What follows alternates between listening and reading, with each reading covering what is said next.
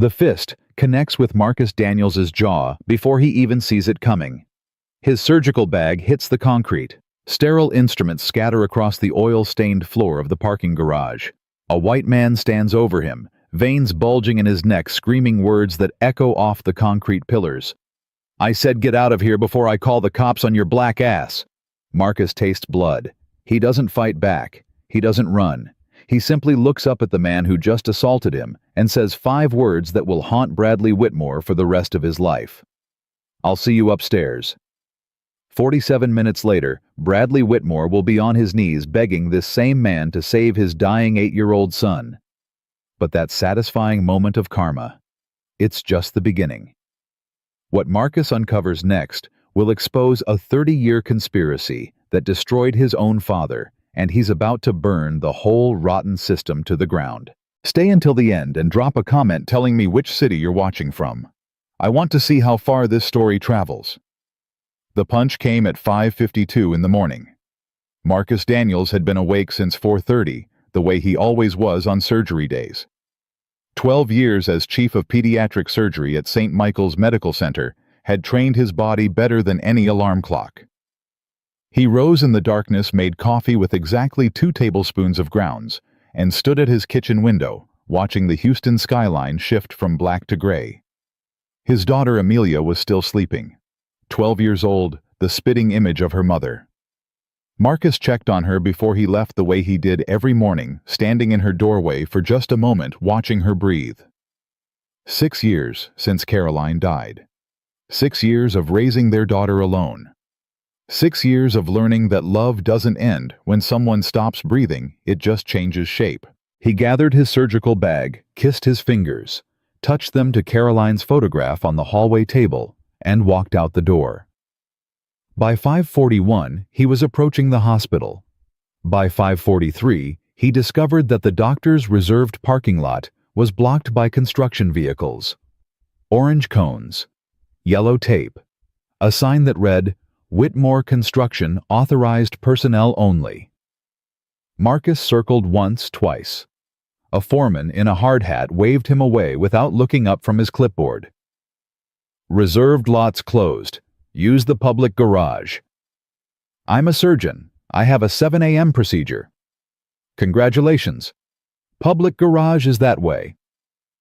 Marcus didn't argue. He'd learned a long time ago which battles were worth fighting. He drove to the public garage, level 2, found a spot near the elevator, and sat for a moment with his hands on the wheel. The garage was quiet. A few cars scattered across the concrete. The fluorescent lights hummed overhead, casting everything in that sickly yellow glow that made even healthy people look like corpses. Marcus grabbed his surgical bag, $3,000 worth of specialized instruments he'd bought with his own money, and stepped out of his car. That's when he noticed the white pickup truck 3 spaces down. That's when he saw the couple inside watching him through the windshield. That's when the woman pointed and the man's door swung open. Bradley Whitmore was not having a good morning. His son Tyler was upstairs in the pediatric ICU, hooked up to machines that beeped and whirred and did things Bradley didn't understand. Rare heart defect, the doctors had said. Needs immediate surgery. Only one surgeon in the state qualified to perform it. Bradley had been awake for 36 hours. His eyes burned. His hands shook. His wife Vanessa sat beside him in the truck, clutching her designer purse like a life preserver, her face pale beneath carefully applied makeup that was starting to crack. They'd come down to the garage to get fresh clothes from the car. A simple errand. Something normal in a world that had stopped making sense the moment the ER doctor said the words, "Your son's heart is failing." And then Bradley saw him. A black man, alone, moving slowly through the garage at 5:50 in the morning, carrying a bag, checking his surroundings. Something inside Bradley, something ugly, something he'd carried his whole life without examining, snapped into place like a loaded gun. Vanessa looked at him. "What? That guy. He's casing cars." "Bradley, we should get back upstairs." "He's checking our truck. You see that?" He looked right at us. Bradley's hand was already on the door handle. 36 hours of fear and helplessness, and watching his son struggle to breathe it all needed somewhere to go. And here was a target. Here was something he could control. "I'll handle this," he said. He stepped out of the truck. Yeah, Marcus heard the footsteps before he saw the man. Heavy, aggressive, the walk of someone who'd already decided how this encounter was going to end. He turned. The man was big. 6'2", maybe 220. Red face, thick neck, the kind of polo shirt that cost more than Marcus's first car. Behind him, a woman with ash blonde hair was climbing out of a white pickup phone already in her hand. "Hey, hey you!" Marcus stopped. "Can I help you?" "Yeah, you can help me by getting the hell out of this garage." "Excuse me." "You heard me." The man was closer now, close enough that Marcus could smell the coffee on his breath, could see the bloodshot eyes, could recognize the look of a man operating on no sleep and pure adrenaline. "This is hospital parking, staff and patients. You don't belong here." Marcus felt the old familiar weight settle into his chest, the weight he'd carried since he was 7 years old and a store clerk followed him through the aisles. The weight he'd refined at 22 when a medical school professor asked if he was there to clean. The weight that had calcified into armor by the time he became chief of pediatric surgery and colleagues still asked to see his ID. "I'm hospital staff," Marcus said, keeping his voice level. "I'm walking to the elevator." "Staff." The man laughed. It was not a pleasant sound. "In that jacket, at 6 in the morning, you think I'm stupid." "I don't think anything about you, sir. I'm just trying to get to work." The woman had caught up now. She stood 10 feet back, phone pressed to her ear, lips moving rapidly. "Bradley, I'm calling 911. "Good. Tell them we've got a trespasser." Marcus shifted his surgical bag to his other shoulder. "I'm not trespassing. I'm a physician. I have a surgery scheduled in just over an hour." "A physician." Bradley repeated the word like Marcus had claimed to be an astronaut. "Show me your ID."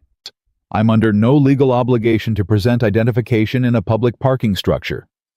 See, that's exactly what someone who doesn't belong here would say.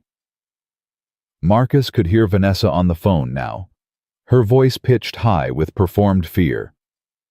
"Yes, there's a black man in the hospital parking garage. He's acting suspicious. He won't leave. My husband is trying to get him to leave, but he's being aggressive." Aggressive. Marcus was standing still, speaking calmly, holding a surgical bag, and he was being described as aggressive. He reached into his pocket, slowly, carefully. Bradley lunged forward. "What are you doing? Get your hands where I can see them." "I'm getting my phone. I'm going to record this interaction." "Like hell you are." Bradley's hand shot out.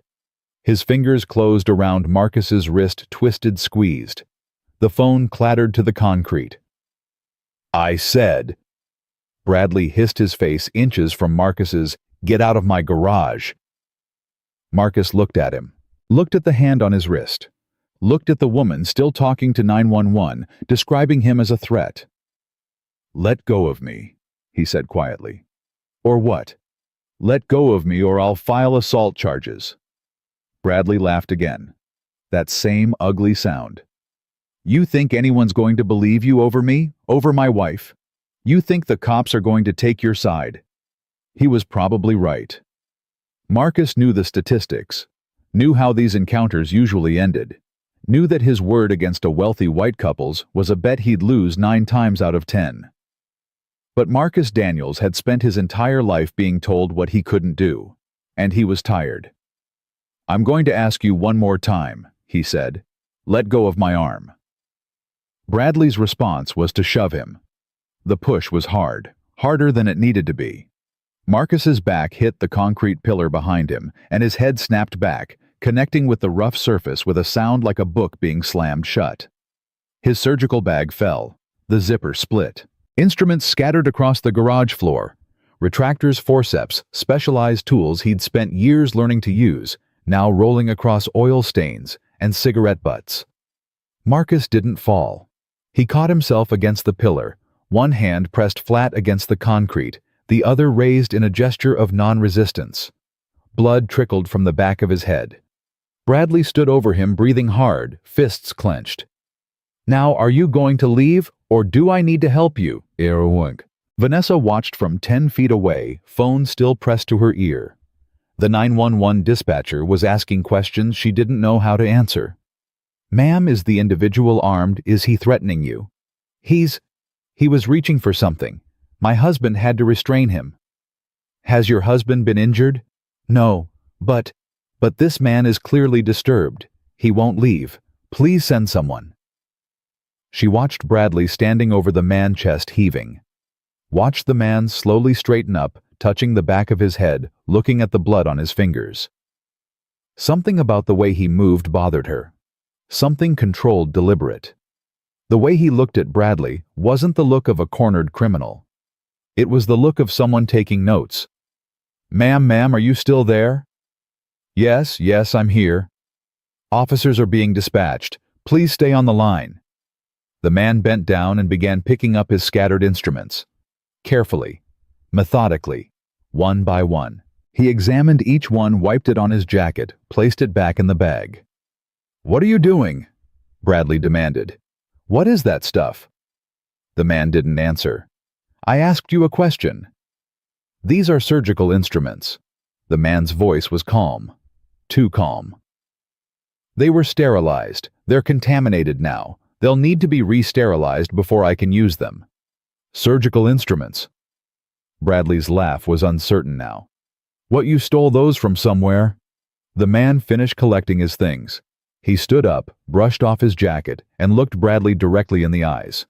"My name is Dr. Marcus Daniels. I'm chief of pediatric surgery at this hospital. I have an operation scheduled at 7 a.m. He pulled a hospital ID from his jacket pocket, the thing he'd been reaching for before Bradley grabbed him and held it up. "I've been trying to get to that elevator for the past 4 minutes. You've assaulted me, contaminated my surgical equipment, and had your wife file a false police report." Bradley's face went white. You're a doctor." "I'm the doctor." Marcus tucked the ID back in his pocket.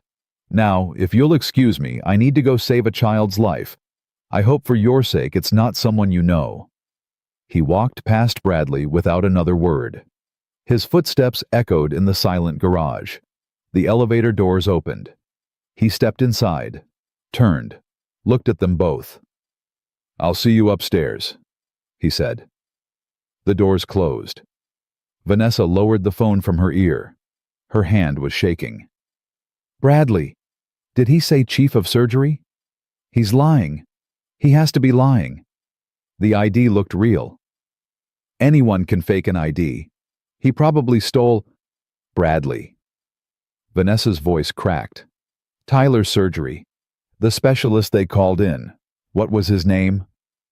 Bradley opened his mouth, closed it. His face, already pale, went the color of old paper.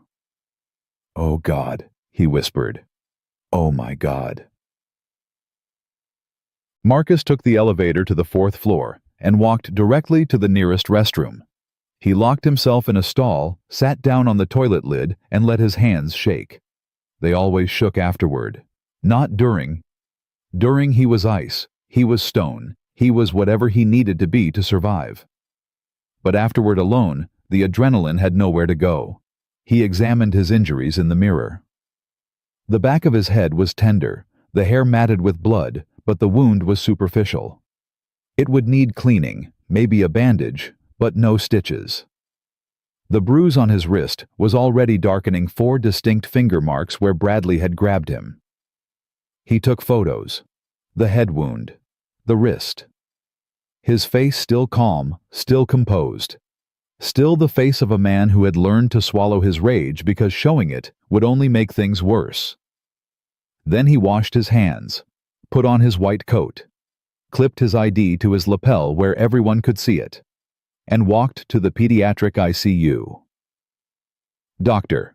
Keisha Monroe was waiting for him at the nurse's station. She was in her mid-30s, sharp-eyed, the kind of ER physician who could diagnose a collapsed lung from 20 feet away. "You're late," she said. Then she looked closer. Marcus, what happened to you? Nothing that matters right now. What's the status on my 7 a.m.? Stable but deteriorating. The defect's worse than the initial scans showed. You're looking at a 6 to 8 hour procedure minimum. She paused. Marcus, there's blood in your hair. I know. Someone hit you. I'm handling it. Keisha's jaw tightened. She knew better than to push. The patient's parents are in the family waiting room. They've been here all night. Absolute wrecks. Names. Whitmore, Bradley and Vanessa Whitmore. Their son's name is Tyler, 8 years old. Marcus went very still. Say that again. Bradley and Vanessa Whitmore. Why do you know them? He didn't answer.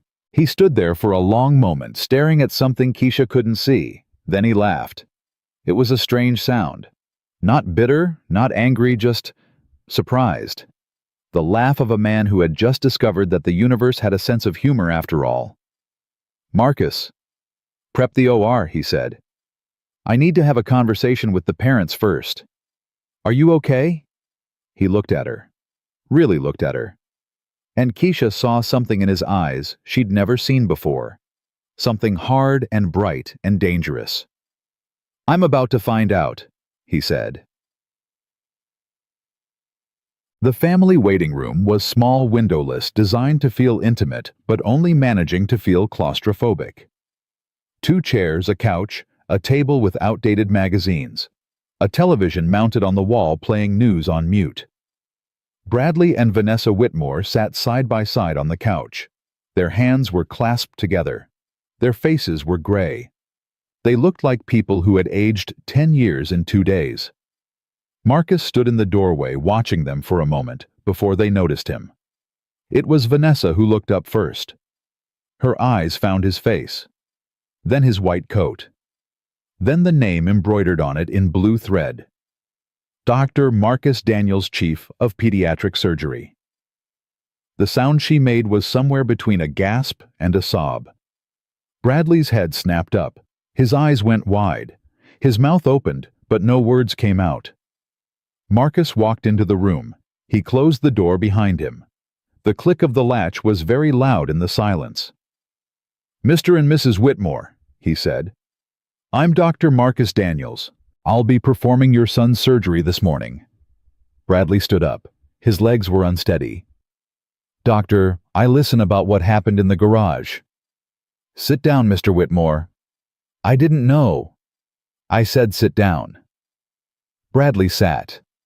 Marcus pulled a chair across the room and positioned it directly in front of them. He sat down, placed his hands on his knees, and looked at them the way he looked at patients' families when he had bad news to deliver. Your son has a rare cardiac defect, he said. Without surgery, he has approximately 4 hours before his heart fails completely. The procedure is complex, high risk, and requires a level of specialization that only 2 surgeons in this country possess. I am one of them. The other is in Seattle and cannot get here in time. He paused, letting that sink in. Do you understand what I'm telling you? Vanessa was crying now, silent tears streaming down her face. Please, please, I'm so sorry, I didn't mean... Mrs. Whitmore, I need you to focus. I'm not asking for an apology. I'm asking if you understand your son's situation. She nodded, unable to speak. Good. Marcus leaned back in his chair. Now, here's what's going to happen. In approximately 45 minutes, I'm going to walk into an operating room and spend the next 6 to 8 hours doing everything in my power to save your child's life. I'm going to do this not because you deserve it, not because you've earned it, but because I took an oath. Because your son is 8 years old and innocent of his parents' sins. Because that's who I am. Bradley's voice was a whisper. Thank you. Thank you, I'm not finished. Bradley fell silent. When this surgery is over, win or lose, I'm going to file a police report. I'm going to press charges for assault and battery. I'm going to submit a formal complaint about the false 911 call your wife made. I have photos of my injuries. I have the dispatch recording. I have security footage from the garage that will show exactly what happened. He stood up. Your son's life is in my hands. That's the medical reality. But my response to what you did in that garage, that's separate. That's justice. And I promise you, Mr. Whitmore, I always keep my promises." He walked to the door, stopped and looked back over his shoulder. "A nurse will be in shortly with consent forms. Sign them or don't. The choice is yours." He left the room. Behind him in the silence, Bradley Whitmore put his face in his hands and began to cry. Time. The surgery took 7 hours and 43 minutes. Marcus didn't think about the garage. Didn't think about Bradley's hands on his wrist, the impact of his skull against the pillar, the blood in his hair. When he was in the operating room, there was no room for anything except the patient on the table. An 8-year-old boy named Tyler, whose heart was broken in a way that only Marcus could fix. He worked steadily, methodically, his hands as sure as they'd been since his first year of residency. The defect was worse than anticipated. The imaging had missed a secondary complication, a narrowing of the pulmonary artery that required an additional graft. Every time he thought he'd found the end of the problem, there was another layer beneath it. At the 4-hour mark, the anesthesiologist caught his eye. "You need a break." "No." "Marcus, you've been on your feet since—" "I said no." At the 6-hour mark, Tyler's heart stopped. The monitors screamed. The team moved in coordinated chaos. Paddles charged and discharged. Drugs pushed. CPR initiated. Marcus didn't panic. He never panicked. He placed his hands on the small chest and felt for the rhythm. Felt for the life that was trying to slip away. "Come on, Tyler," he murmured, too quiet for anyone else to hear. "Come on, stay with me." 30 seconds of compressions. Check rhythm. Nothing. 60 seconds. Check rhythm. Weak flutter. 90 seconds. Check rhythm. Steady beat. The team exhaled as one. The monitors settled into their reassuring beeps. Marcus continued the repair. At the 7-hour mark, he closed the final suture. Checked his work. Checked it again. "We're done," he said. "Let's close him up." 30 minutes later, Tyler Whitmore was in recovery stable, his repaired heart beating strong and steady in his small chest. Marcus stripped off his surgical gown, washed his hands, and walked out of the OR. Keisha was waiting for him. "He's going to make it," she said. It wasn't a question. "He's going to make it." "And you?" Marcus looked at her. The exhaustion was catching up with him now, 7 hours of precision work on top of no sleep, on top of being assaulted in a parking garage. His head throbbed where it had hit the pillar. His wrist ached where Bradley had grabbed him. "I need to make some phone calls," he said. "The parents are in the waiting room. They've been there all day. They haven't eaten, haven't slept. Every time a nurse walked by, they looked up like they expected the worst." Marcus nodded slowly. "I'll talk to them, but first—" He pulled out his phone. "I need to file a police report. And I need to find out who authorized that construction crew to block the doctor's parking lot." "You're really going through with it?" "Pressing charges. Keisha, he hit me. He grabbed me in that garage and threw me against a wall because I'm black, and he assumed I didn't belong. His wife called 911 and described me as aggressive and suspicious because I wouldn't show my ID. None of that changes because I saved his son." "I know. I'm just saying it's going to be ugly. The hospital's not going to like it. There'll be media lawyers, all kinds of pressure to make it go away quietly." Marcus looked at her for a long moment. "My father was a janitor at this hospital," he said. 28 years ago, he witnessed a doctor falsifying a patient's cause of death. He reported it. A week later, he was fired. No explanation, no hearing, just gone. He died 2 years after that. Heart attack. He was 54 years old. Keisha's expression shifted. "Marcus, I didn't know. The doctor my father reported, he's still here. He's been here for 30 years, climbing the ladder, protecting himself and everyone like him. And you know what? I'm tired of pretending I don't see it. I'm tired of keeping my head down and being grateful for the opportunity to be in the room." He straightened his white coat. "I'm going to file that report. And then I'm going to find out exactly who's been protecting people like Bradley Whitmore and the doctor who destroyed my father. And if this hospital doesn't like it..." He didn't finish the sentence. He didn't need to. Keisha watched him walk away, and she felt something she hadn't felt in a long time. Hope. Dangerous, fragile hope. Because maybe, just maybe, someone was finally going to crack the foundation. The Whitmores were exactly where Keisha said they'd be. Same couch, same clasped hands, same gray faces. But when Marcus walked in, they both stood up. Vanessa's hand flew to her mouth. Bradley's eyes were red-rimmed, his face a mask of fear and hope and shame. "Doctor." Bradley's voice broke on the word. "Is he?" "Tyler is in recovery. The surgery was successful. His heart is functioning normally. Barring complications, he should make a full recovery." Vanessa collapsed back onto the couch, sobbing with relief. Bradley swayed on his feet, then steadied himself against the arm of the sofa. "Thank you," he said. "Thank you, doctor. I don't know how to, I can't even..." "There's nothing to thank me for, Mr. Whitmore. I did my job. But after what you did in that garage has no bearing on my obligations to your son. He's an innocent child. He deserved the best care I could provide. That's what he got." Marcus pulled out a business card and held it out. Bradley took it, confusion crossing his face. "That's the contact information for my attorney," Marcus said.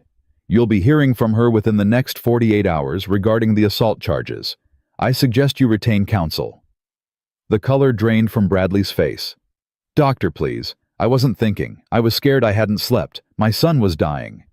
"Your son was dying and you still found time to attack a stranger in a parking garage because of the color of his skin."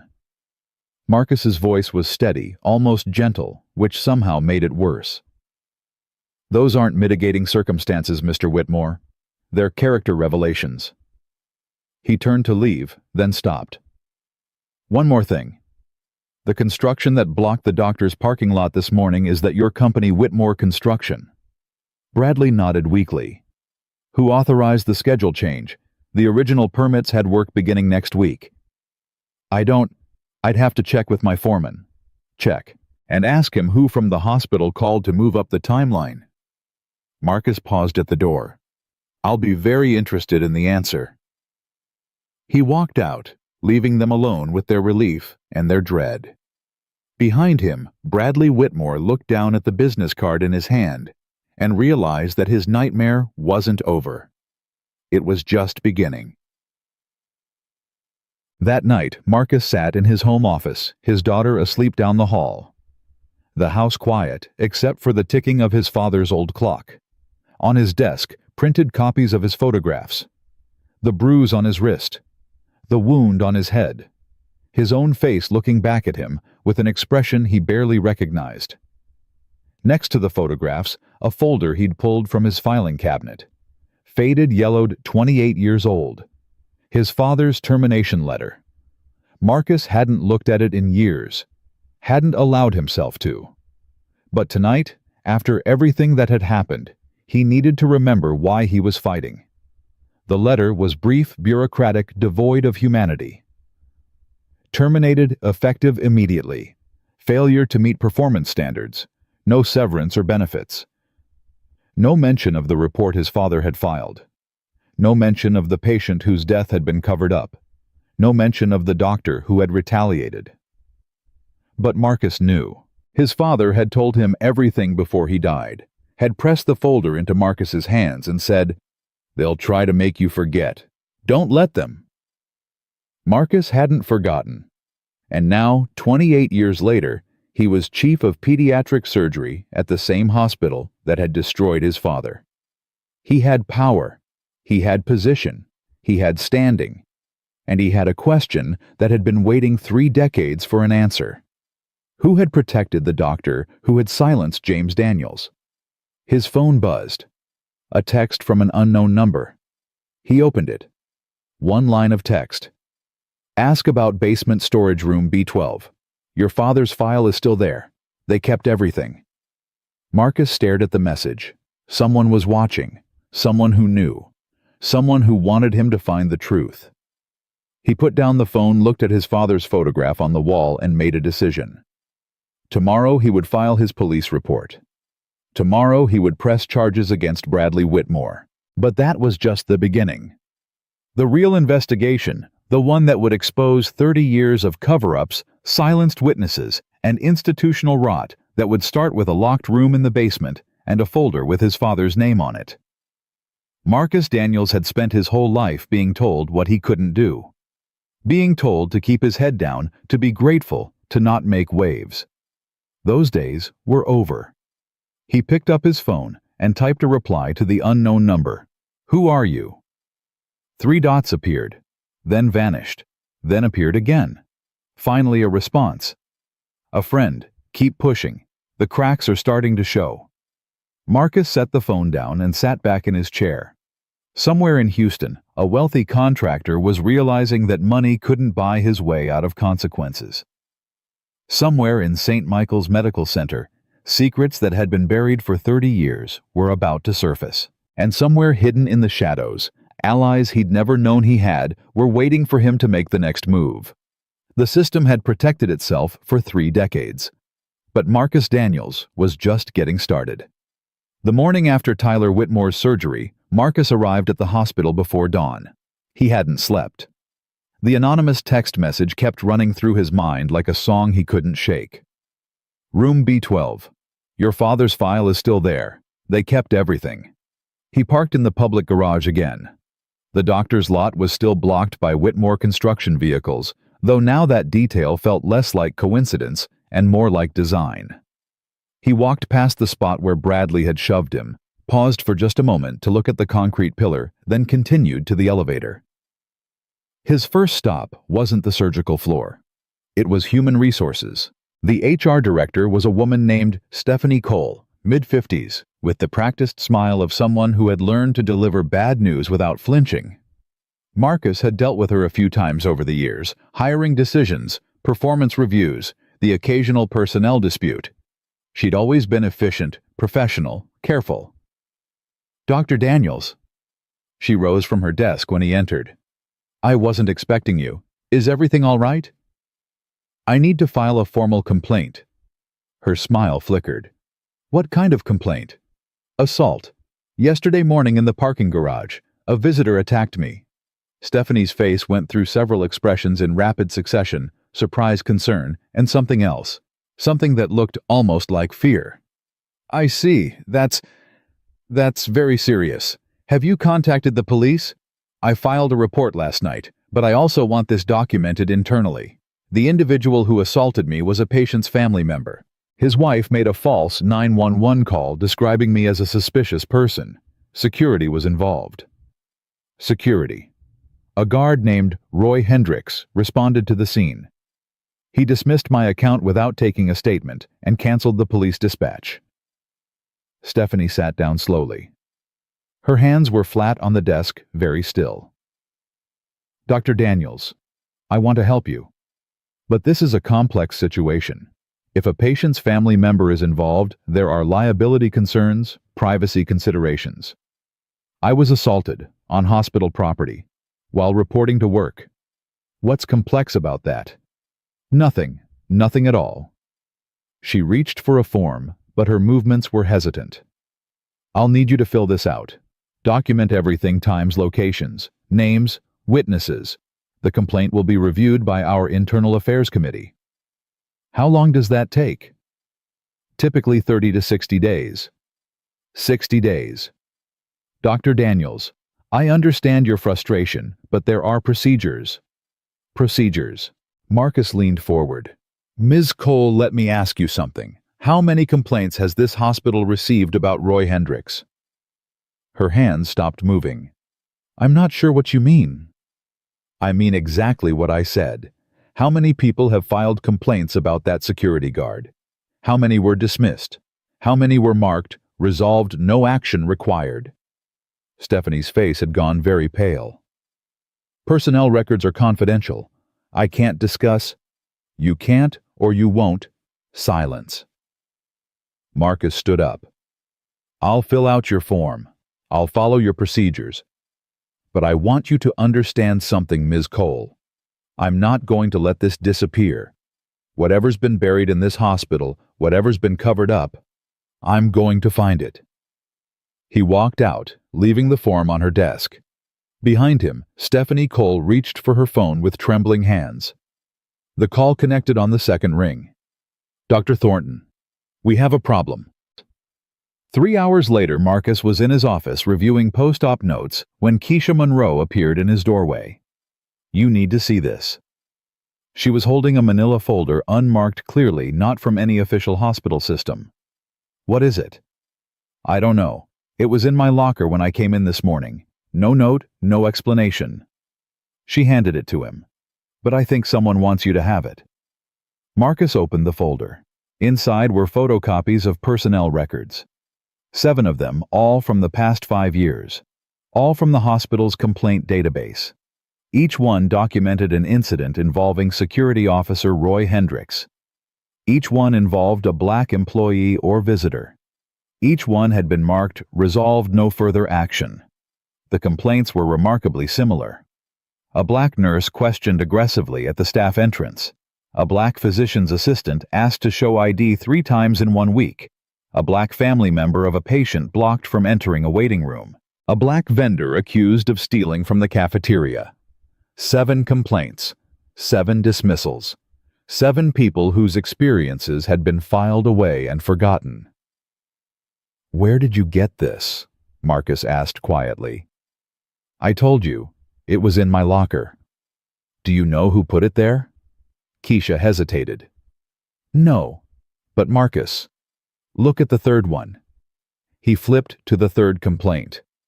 "Read the name at the top, Dr. Keisha Monroe, date March 15th, 2022. He looked up at her. "You filed a complaint against Hendricks. 3 years ago. He stopped me at the emergency entrance at 2 in the morning. I was responding to a trauma call. He demanded 3 forms of ID, made me open my medical bag, accused me of looking lost. I was wearing scrubs and a hospital badge. He told me I didn't look like a doctor." "What happened?" "I filed a complaint. 2 weeks later I was transferred to night shifts. The official reason was departmental restructuring. But I knew. Everyone knew." Marcus looked at the folder in his hands. 7 complaints. 7 women and men who had been humiliated, dismissed, punished for speaking up. "Who would have access to these files?" he asked. "HR administration. Maybe someone in the legal department." "So whoever sent this has access to confidential personnel records?" "Yes." "And they're risking their job to share them with us?" "Yes." Marcus closed the folder. "Why now? Why me?" Keisha sat down in the chair across from his desk. "Because you're not going to let it go. Everyone who filed a complaint before. We all let it go eventually. The pressure was too much, the system too strong. But you—" She paused. "You saved Bradley Whitmore's son, then told him you were pressing charges anyway. That story is all over the hospital. People are talking. What are they saying? That you're either very brave or very stupid." She smiled slightly. "Some of us think you might be both." "And you—" "What do you think?" Keisha was quiet for a moment. "I think you're the first person in a long time who's actually willing to fight, and I think whoever sent that folder is counting on it." Marcus looked at the documents again. 7 complaints, 7 cover-ups, 1 security guard who'd been operating with impunity for years. But there was something else nagging at him, something from the anonymous text message. "Keisha, do you know anything about a storage room in the basement room B12? Her expression shifted. "How do you know about that?" "Someone told me. Why, what's down there?" "I don't know exactly, but there are rumors. Old files, archived records, things that were supposed to be destroyed but never were." She lowered her voice. "People say that's where they keep the things they don't want found." "Like what?" "Like evidence. Documentation of complaints that went beyond simple dismissal. cases where people tried to fight back and lost. Marcus thought about his father, about the termination letter in his filing cabinet, about the 28 years of silence. "I need to get into that room," he said. "It's restricted. You'd need authorization from building maintenance, and they report directly to administration." "Then I'll find another way." Keisha studied him for a long moment. "Marcus, whatever you're digging into, be careful. The people who run this hospital have been protecting themselves for a long time. They're not going to let you expose them without a fight." "Good," Marcus said, "because I'm not going to stop until I know the truth." The call from the hospital's chief administrator came that afternoon. Marcus was between patient consultations when his phone buzzed. The screen showed an internal extension he recognized immediately. "Dr. Daniels, this is Dr. Gerald Thornton. I'd like to see you in my office at your earliest convenience." "I have patients scheduled until 4. "This is rather urgent, Marcus." The use of his first name was deliberate, a power play dressed up as familiarity. "I'm sure you can rearrange." "I'll be there at 4:15. He hung up before Thornton could respond. Gerald Thornton's office was on the top floor of the administration building, a corner suite with floor-to-ceiling windows overlooking the medical campus. The furniture was expensive, the artwork tasteful, the overall effect one of carefully cultivated authority. Thornton himself was 62, silver-haired, with the kind of handsome face that photographed well at fundraising galas. He'd been chief administrator for 15 years, overseeing the hospital's expansion from a regional facility to one of the largest medical centers in Texas. He was also, according to what Marcus's father had told him before he died, the doctor who had falsified a patient's cause of death in 1997. The Dr. James Daniels had reported. The doctor who had destroyed Marcus's father's life. "Marcus." Thornton rose from behind his desk, extending a hand. "Thank you for coming." Marcus shook the hand briefly. "You said it was urgent." "Please sit." Thornton gestured to a leather chair, then settled back into his own seat. "I understand there was an incident yesterday, in the parking garage." "That's correct." "A patient's family member, Bradley Whitmore, I believe, became aggressive with you. There was a physical altercation. He assaulted me. His wife filed a false police report." Thornton nodded slowly, his expression one of practiced concern. "That must have been very distressing. I want you to know that this hospital takes such matters extremely seriously." "Do you—" A flicker of something crossed Thornton's face. Annoyance, maybe, or recognition that this conversation wasn't going the way he'd planned. "Marcus, I've known you for 12 years. I've watched you build an exceptional career here. You're one of the finest surgeons in the country. Your reputation brings patients to this hospital from all over the world." He paused. "I don't want to see that reputation damaged." "My reputation?" "These situations can be complicated. Media attention, legal proceedings, public scrutiny. It can all become very messy very quickly. And often the people who suffer most are the ones who press the matter in the first place." Marcus felt the cold weight in his chest grow heavier. "Are you advising me to drop the charges?" "I'm advising you to consider your options carefully." Thornton leaned forward. "The Whitmores are prepared to make this go away quietly. A substantial donation to the hospital foundation, a private apology, compensation for any medical expenses you incurred. Everyone moves on. No publicity, no controversy, no damage to anyone's career." Their son was dying, and Bradley Whitmore still found time to attack me because of the color of my skin. You think a donation makes that okay? I think a donation helps more people than a lawsuit. And what about Roy Hendricks, the security guard who dismissed my complaint and canceled the police dispatch? Thornton's expression didn't change, but something in his eyes went very still. What about him? I've learned that he has a history of similar incidents. At least 7 complaints from black employees and visitors over the past 5 years. All dismissed, all buried. I'm not aware of any pattern of complaints against Officer Hendricks. No. Then you should check your HR files more carefully.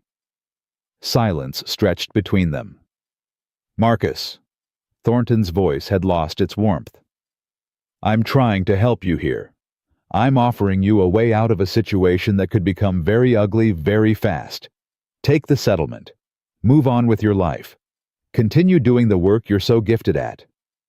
And if I don't, then I can't protect you from what comes next.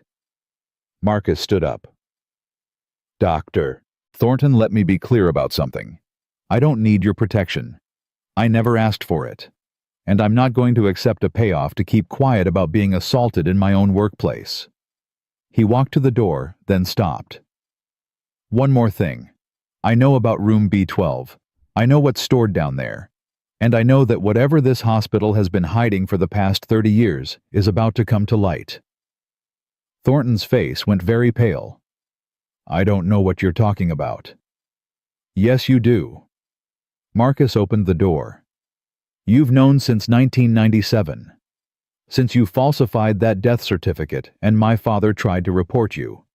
Since you had him fired and destroyed his life. The color drained from Thornton's face completely. Your father. James Daniels. Janitor. 26 years of service. Terminated without cause 1 week after he filed a report about you. Marcus's voice was steady, but his hands were shaking. He told me everything before he died. He told me to remember. And Dr. Thornton, I remember. He walked out, leaving the door open behind him. The office was silent for a long moment. Then Gerald Thornton reached for his phone. The call connected immediately. It's me.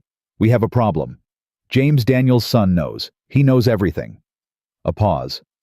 No. No, I don't think he's going to be reasonable. Another pause. Yes. Whatever it takes. The second anonymous delivery arrived that evening. Marcus found it on his doorstep when he got home, a plain manila envelope with no return address. Inside were 3 items. The first was a photograph, old and slightly faded, showing 2 men shaking hands at some kind of formal event. A banner in the background read, Houston Medical Association Annual Gala 1996. One of the men was Gerald Thornton, 30 years younger, dark-haired, already wearing the confident smile of a man on his way up. The other man was Roy Hendricks, not in a security uniform, in a suit and tie, standing as an equal, not a subordinate. The second item was a memo dated March 1997, 1 month before Marcus's father was fired. It was addressed to Hospital Personnel Committee and signed by Gerald Thornton. The subject line read, Re-employee complaint, James Daniels Custodial Services. The memo was brief. After thorough review, the allegations made by Mr. Daniels have been determined to be without merit. His continued employment poses a liability risk to the institution. Recommend immediate termination with prejudice. This matter should be considered closed. The third item was a handwritten note on plain paper. There's more, much more. Room B12 contains 30 years of files just like these. Thornton has been protecting himself and his associates since the beginning. Hendricks was never just a security guard, he was Thornton's fixer. The construction schedule change that blocked the doctor's lot yesterday, Thornton authorized it personally. He wanted you in the public garage. He wanted an incident. Ask yourself, why would the chief administrator care where one surgeon parks his car? You're getting close. Don't stop. A friend. Marcus read the note 3 times. Then he sat down at his kitchen table and tried to understand what he was seeing. Thornton and Hendricks had known each other since the 1990s, not as administrator and security guard, but as something else. Colleagues. Conspirators. Thornton had personally arranged for the doctor's parking lot to be blocked, had ensured that Marcus would park in the public garage on the same morning that Bradley Whitmore, a contractor whose company had been doing work for the hospital for years, would be there with his sick son. It couldn't be coincidence. It was too precise, too deliberate. But that raised an impossible question. Had Thornton somehow known that the Whitmores would confront Marcus? Had he planned it? Or was there something else going on? Something even darker? His phone buzzed. A text from a number he recognized now. Did you get the envelope? Marcus typed back. Yes. Who are you? Someone who's been waiting a long time for someone like you. Why me? Because you have power, position, standing. Because you won't let them buy your silence. Because you're James Daniels' son. Marcus's hands went cold. You knew my father. I knew what they did to him. I tried to help. I failed. I've been collecting evidence ever since, waiting for the right person. You're the right person. How can I trust you? A long pause. Then, check your father's old employee file, in room B12, box 1997J.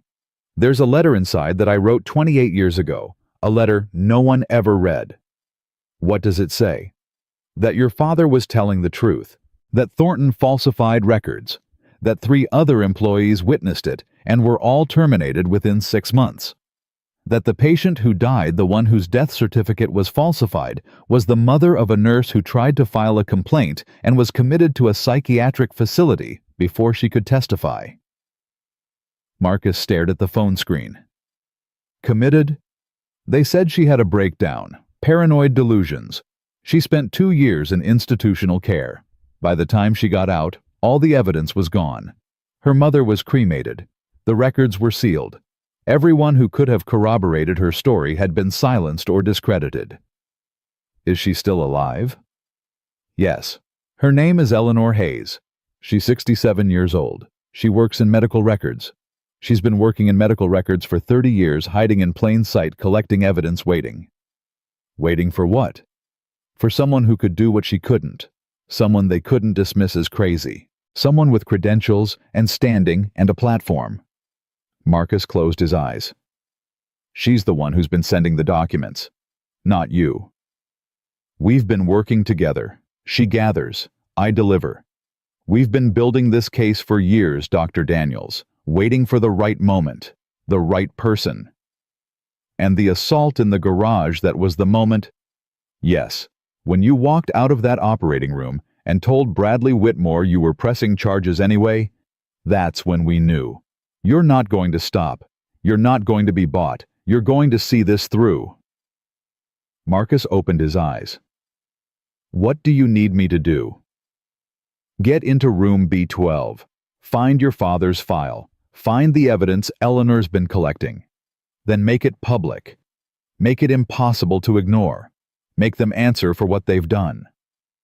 And if they try to stop me, they will try. They'll threaten your job, your reputation, your family.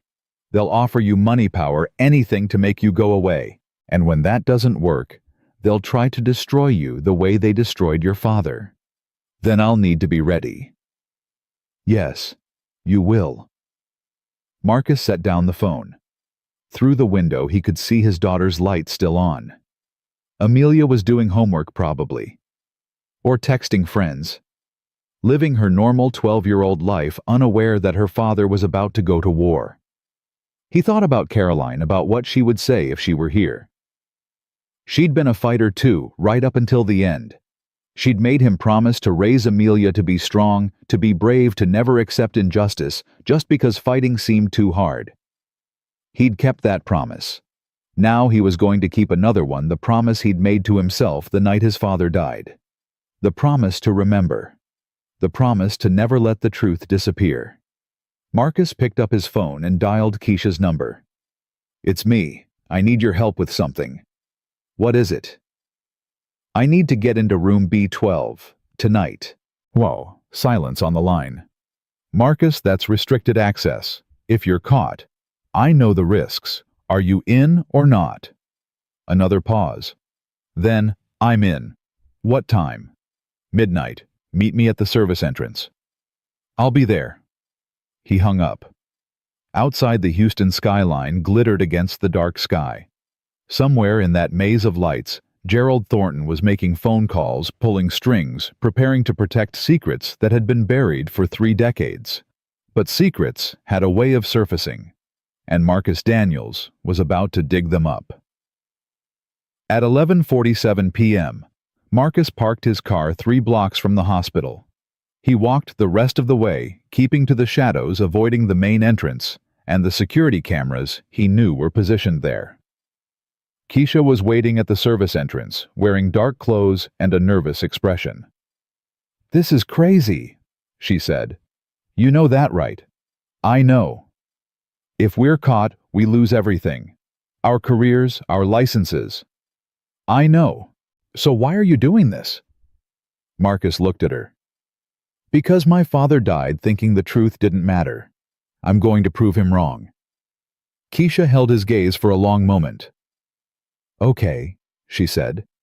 "Let's go prove him wrong." She produced a keycard borrowed, she said, from a friend in maintenance who owed her a favor, and swiped it against the reader. The door clicked open. They moved through the service corridor past the loading dock and the storage areas down a stairwell that led to the basement level. The lights were dim, the air cold and stale. Room B12 was at the end of a long hallway, past rows of locked doors and forgotten equipment. A sign on the door read, "Authorized personnel only." Marcus tried the handle. Locked.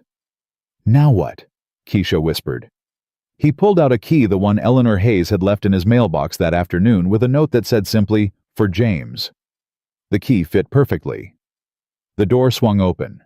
Inside was a room filled with filing cabinets, dozens of them stretching back into shadows. Marcus flicked on his flashlight and began scanning the labels.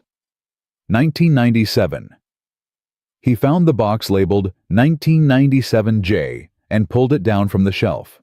Inside were folders, each one tagged with an employee name. He flipped through them until he found it. Daniels James. Custodial Services. Terminated 04/15/1997. His father's file. Marcus opened it with hands that trembled despite his best efforts. Inside were documents he'd never seen. Performance reviews all excellent. Commendations. A letter of appreciation signed by patients' families. And then, at the back, the termination paperwork. Attached to the termination paperwork was another document. A handwritten letter dated April 10th, 1997, 5 days before his father was fired. The handwriting was neat, precise female. "To whom it may concern. I am writing to document my first-hand knowledge of events at St. Michael's Medical Center on March 3, 1997. On that date, I witnessed Dr. Gerald Thornton alter medical records pertaining to patient Margaret Hayes, who died under suspicious circumstances. I believe her death was caused by medical negligence, and that Dr. Thornton falsified the death certificate to conceal this fact. I have shared this information with 3 colleagues, James Daniels Custodial, Robert Chen Nursing, and Maria Santos Records. All of us are prepared to testify to what we witnessed. I am aware that coming forward carries significant risk, but I cannot in good conscience remain silent while a patient's death is covered up and her family is denied justice. My name is Eleanor Hayes. Margaret Hayes was my mother. I am requesting a formal investigation by the Hospital Ethics Committee and, if warranted, referral to state medical licensing authorities. Signed, Eleanor Hayes, RN. Marcus stared at the letter. Eleanor Hayes, the nurse who had been committed to a psychiatric facility. The woman who had spent 2 years of her life locked away because she tried to tell the truth. The woman who was still here, still working at this hospital, still waiting. He looked at the date on the letter. April 10th, 1997. 5 days later, his father was fired. 6 months later, Eleanor was in a psychiatric ward, and Gerald Thornton went on to become chief administrator. "Marcus," Keisha's voice was urgent. "Someone's coming." He could hear it now, footsteps in the corridor getting closer. "We need to go." "Not yet." Marcus grabbed the folder, stuffed it into his jacket. "We need more. There has to be more." "There's no time." The footsteps stopped outside the door. A voice. "I know you're in there, Dr. Daniels. Open the door. Let's talk about this like civilized people." Marcus recognized the voice. Gerald Thornton. Keisha looked at him, eyes wide with fear. Marcus looked at the filing cabinet, at the rows of folders stretching back into the shadows, at the 30 years of secrets that were finally within reach. Then he looked at the door. "Dr. Daniels." Thornton's voice was calm, almost pleasant. "You're a smart man. You know how this ends if you don't cooperate. Open the door. We can still make this go away." Marcus walked to the door. He put his hand on the handle, and he opened it. Thornton stood in the corridor flanked by Roy Hendricks and two other security guards. His expression was one of weary disappointment, like a teacher dealing with a troublesome student. "Marcus, I had hoped it wouldn't come to this." "I'm sure you did. You have something that belongs to the hospital. I'm going to need it back." Marcus looked at him. At the man who had destroyed his father. At the man who had silenced witnesses and buried evidence and built a career on other people's suffering. "This doesn't belong to you," Marcus said. "It never did." He held up his phone. On the screen, a recording app was running. A red dot blinked steadily. "Everything you've said in the last 3 minutes has been recorded. Every word, every admission, every threat." Thornton's face went white.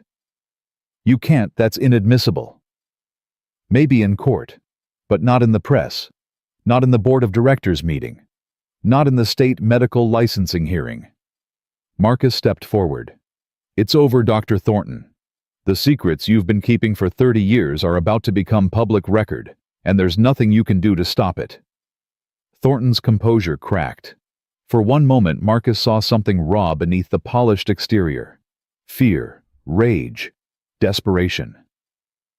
"You have no idea what you're doing," Thornton hissed. "No idea who you're dealing with. I built this hospital. I made it what it is, and I will not let some surgeon with a grudge tear it all down. You didn't build anything. You just buried the people who got in your way." Marcus held up his father's file. "But the thing about buried things, Dr. Thornton, they have a way of coming back up." He walked past Thornton, past Hendricks, past the guards who stood frozen with uncertainty. Keisha fell into step beside him. They walked down the corridor, up the stairs, out into the night. Behind them, Gerald Thornton stood alone in the basement, surrounded by 30 years of secrets that were no longer secret. The cracks were starting to show. And Marcus Daniels was just getting started. The recording hit the internet at 6:47 the next morning. Marcus hadn't planned to release it so quickly. He'd intended to consult with an attorney first to build a proper case to do things the right way. But sometime around 3 a.m., lying awake in his bed with his father's file on the nightstand, he realized that the right way was exactly what Thornton was counting on. The right way meant delays. The right way meant lawyers and procedures and committees. The right way gave powerful people time to destroy evidence, silence witnesses, and rewrite history. His father had tried the right way. His father was dead. So Marcus uploaded the recording to YouTube, wrote a brief description of what had happened, the assault, the cover-up, the 30 years of buried complaints, and posted it to every social media platform he could think of. By 7 a.m., it had 10,000 views. By 8 a.m., 100,000. By noon, it was national news. The phone started ringing at 6:52 and didn't stop. Reporters, lawyers, colleagues, strangers. Marcus let them all go to voicemail. He had one call to make first. Amelia answered on the second ring. "Dad, why are there news vans outside Grandma's house?"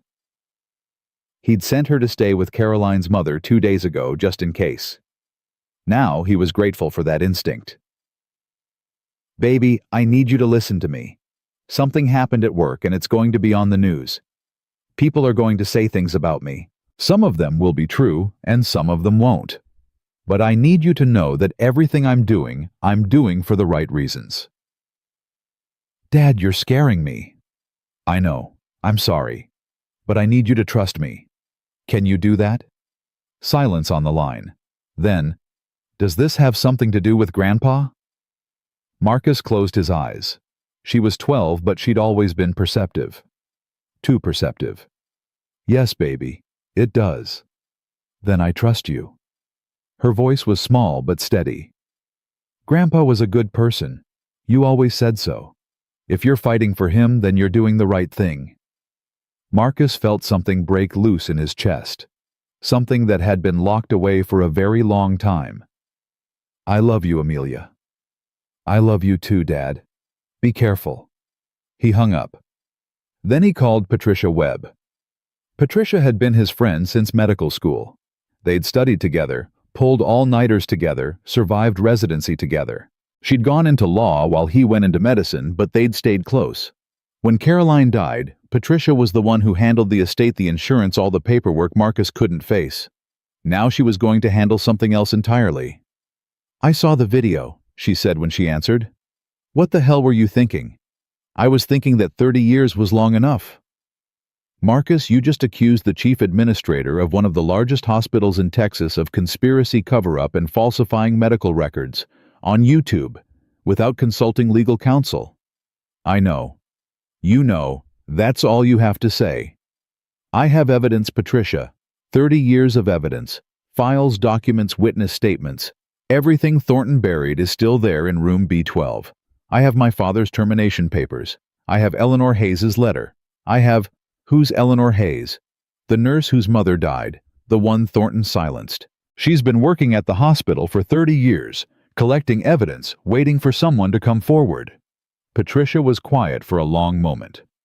"You're telling me there's an insider, a whistleblower who's been building a case for 3 decades?" "Yes." "And she has documentation?" "Yes." "Can she testify?" "I don't know yet, but I'm going to find out." Another pause. "Marcus, I need you to understand something. What you've done, releasing that recording without authorization, making public accusations against a hospital administrator, it opens you up to liability. Defamation, invasion of privacy, breach of employment contract. Thornton's lawyers are going to come after you with everything they have. Let them come.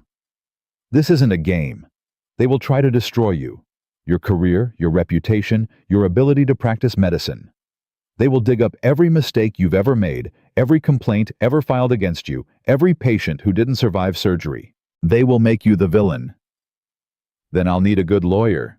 Patricia sighed. "You're really going to do this?" "I have to. My father died thinking nobody believed him. I'm not going to let that stand." "Okay." Her voice shifted, becoming businesslike.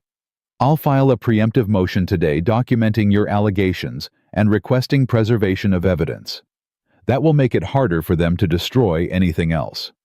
I'll also reach out to the Department of Justice. What you're describing could constitute a pattern of civil rights violations." "Thank you, Patricia." "Don't thank me yet. This is going to get very ugly before it gets better." She wasn't wrong. The hospital's response came at 2:17 p.m. in the form of a press release that landed like a bomb. St. Michael's Medical Center is aware of false and defamatory statements made by Dr. Marcus Daniels regarding hospital administration. These allegations are completely without merit and appear to stem from a personal vendetta related to Dr. Daniels' father, a former employee who was terminated for cause in 1997.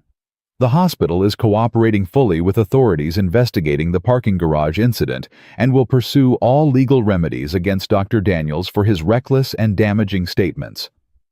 Dr. Daniels has been placed on administrative leave pending review. Administrative leave. They'd moved fast. 20 minutes later, security arrived at Marcus's office with boxes and instructions to vacate immediately. He didn't argue. He packed his personal items, photographs, diplomas, the small wooden cross Caroline had given him on their wedding day, and walked out with his head high. The surgical staff lined the hallway. Some of them looked away. Some of them nodded. A few of them reached out to touch his arm as he passed, silent gestures of support that meant more than words could have. Keisha was waiting by the elevator. "You're really doing this," she said. "I'm really doing this. They're going to try to bury you." "They tried to bury my father. I'm still here." She pressed something into his hand, a flash drive. "What is this?" "Everything I have. Every complaint I filed, every document I collected, every name of every person who's been transferred or demoted or pushed out for speaking up." She met his eyes. "I can't testify publicly. I have 2 kids and a mortgage and I can't afford to lose this job. But this I can do." Marcus closed his hand around the drive. "Thank you, Keisha." "Don't thank me, just win." The elevator doors opened. Marcus stepped inside. "One more thing," Keisha said as the doors began to close. "Eleanor Hayes. She's in medical records 3rd floor. She's expecting you." The doors closed. Eleanor Hayes was 67 years old, with silver hair and steady hands and eyes that had seen too much and forgotten nothing. She was waiting in a small office at the back of the medical records department, surrounded by filing cabinets and computer terminals and the accumulated paperwork of a hospital that had been operating for 60 years. "Dr. Daniels." She didn't stand when he entered. "I wondered how long it would take you to find me. You've been sending the documents, the anonymous packages. Some of them. Others came from people who share my concerns." She gestured to a chair. "Sit. We have much to discuss." Marcus sat. "I knew your father," Eleanor said. "Not well, but I knew him. He was a good man, kind, decent. He didn't deserve what happened to him." "Neither did you." Her expression flickered. "You read my letter." "I found it in my father's file. The letter you wrote in 1997 documenting what you witnessed. The letter no one ever read." "Oh, someone read it." Her voice was bitter. "Thornton read it. He read it very carefully. And then he made sure I would never be able to speak about it again." The psychiatric commitment. 2 years. Eleanor's hands clenched in her lap. 2 years in a facility being told that I was delusional, that I was imagining things, that my mother's death was natural, and my memories were false. 2 years of medication and therapy, and people looking at me like I was broken. "But you weren't." "No, I wasn't. And when I got out, I made a decision. I would come back to this hospital. I would get a job in medical records where I could access everything. And I would spend the rest of my life collecting evidence until someone finally believed me." 30 years. 30 years. She smiled, and there was nothing happy in it. "Do you know how many complaints I've documented? How many people have been silenced or terminated or pushed out? How many patients have died under suspicious circumstances with no investigation?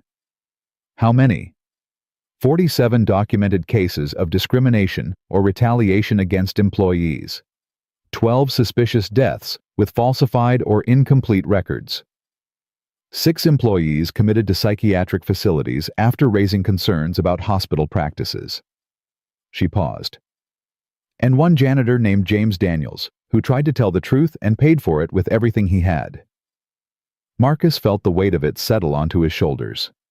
47 cases, 12 deaths, 6 people locked away for speaking up, and his father one small part of a pattern that stretched back decades. "Why didn't you go to the authorities?" he asked. "The police, the FBI, the medical board." "I tried. In 2005, I submitted an anonymous complaint to the Texas Medical Board. The investigation lasted 6 months and found no wrongdoing. In 2011, I contacted the FBI. They said they needed a credible witness willing to testify. I offered, but when they ran my background, they found the psychiatric commitment. My credibility was destroyed before I ever opened my mouth. Thornton planned it that way. Of course he did. That's how he operates. He doesn't just silence people, he discredits them. Makes them look crazy, unstable, unreliable. So even if they talk, no one believes them. But you kept collecting evidence. I kept collecting evidence. And I kept waiting. She looked at him with something like hope. You're not discredited, Dr. Daniels. You're not unstable. You're the chief of pediatric surgery with 12 years of impeccable service. When you speak, people listen. They're already trying to destroy me. The press released the administrative leave. That's just the beginning. They'll dig up everything they can find. Every mistake, every complaint, every moment of weakness. They'll try to make you look like a bitter, delusional man with a grudge. Then I'll need more than my word. Eleanor reached into her desk drawer and pulled out a folder. Thick, worn, filled with papers. This is everything. Every document I've collected over 30 years. Names, dates, case numbers, witness statements. Evidence that Thornton has been running a systematic cover-up since 1997. She handed it to him. I'm 77 years old, Dr. Daniels. I don't have much time left. But this is my life's work. My legacy. The truth I've been waiting 30 years to tell. Marcus took the folder. It was heavy. Heavier than paper should be. "Why me?" he asked. "Why now?" "Because of what you did after the surgery. You saved that man's son, and then you looked him in the eye and told him you were pressing charges anyway. You didn't let gratitude compromise your principles. You didn't let fear silence you." She smiled, and this time there was warmth in it. "Your father would be proud." The words hit him like a physical blow. "I don't know if I can do this," he said quietly. "I don't know if I'm strong enough." "You don't have to be strong enough alone. There are others. People who've been waiting just like me for someone to lead the way." She stood up steadier than her age suggested. "The question isn't whether you're strong enough. The question is whether you're willing to find out." Marcus looked at the folder in his hands, at the weight of 30 years of truth. "I'm willing," he said. The counterattack came 3 days later. Marcus was at home reviewing Eleanor's files when the process server arrived. The documents were thick, a civil complaint filed in federal court by Garrett and Bradley Whitmore against Dr. Marcus Daniels.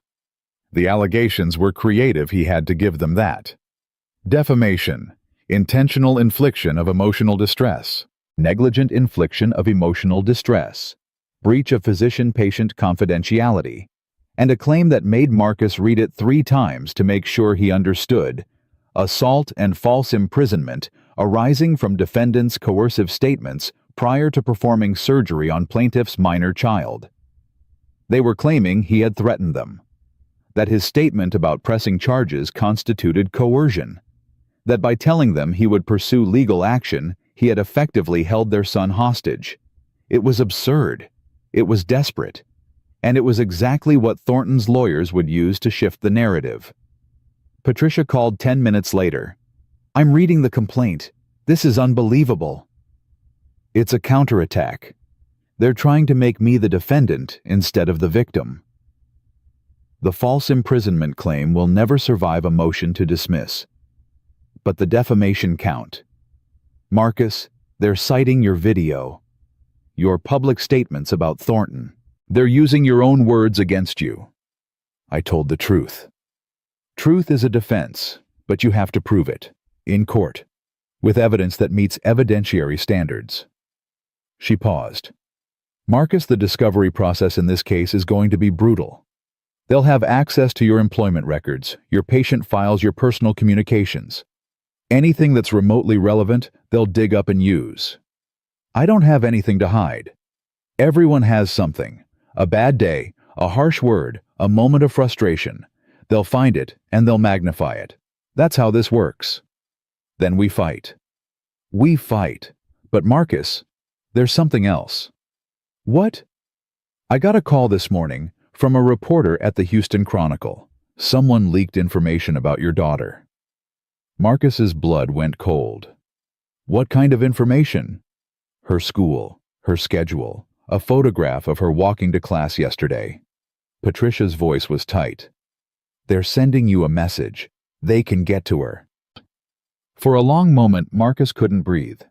"They're threatening my daughter. They're showing you what they're capable of. It's intimidation. Probably not actionable legally, but effective." "Yes, effective." Marcus set down the complaint. His hands were shaking. Not with fear this time, with rage. "I want to know who leaked that information. Marcus, I want to know who took that photograph of my daughter. I want to know who gave it to the press. And when I find out, I want them prosecuted. We can file a complaint request and investigation. I don't want a complaint. I want action. My daughter is 12 years old, Patricia. She's innocent. She has nothing to do with any of this." I know. Patricia's voice softened. "Marcus, I understand how you feel. But if you react emotionally, if you do something rash, you play into their hands. They want you to make a mistake. They want you to give them ammunition. So, what do? You stay focused. You let me handle the legal response. You protect your daughter by keeping her away from the spotlight, and you trust the process. The process? Marcus laughed, and there was no humor in it. The process has been failing people like me for 30 years. I know, but this time is different. This time we have evidence. This time we have witnesses. This time we have public attention. She paused. And this time we have you. The witnesses started coming forward that night. The first was a nurse named Sandra Chen, Robert Chen's daughter.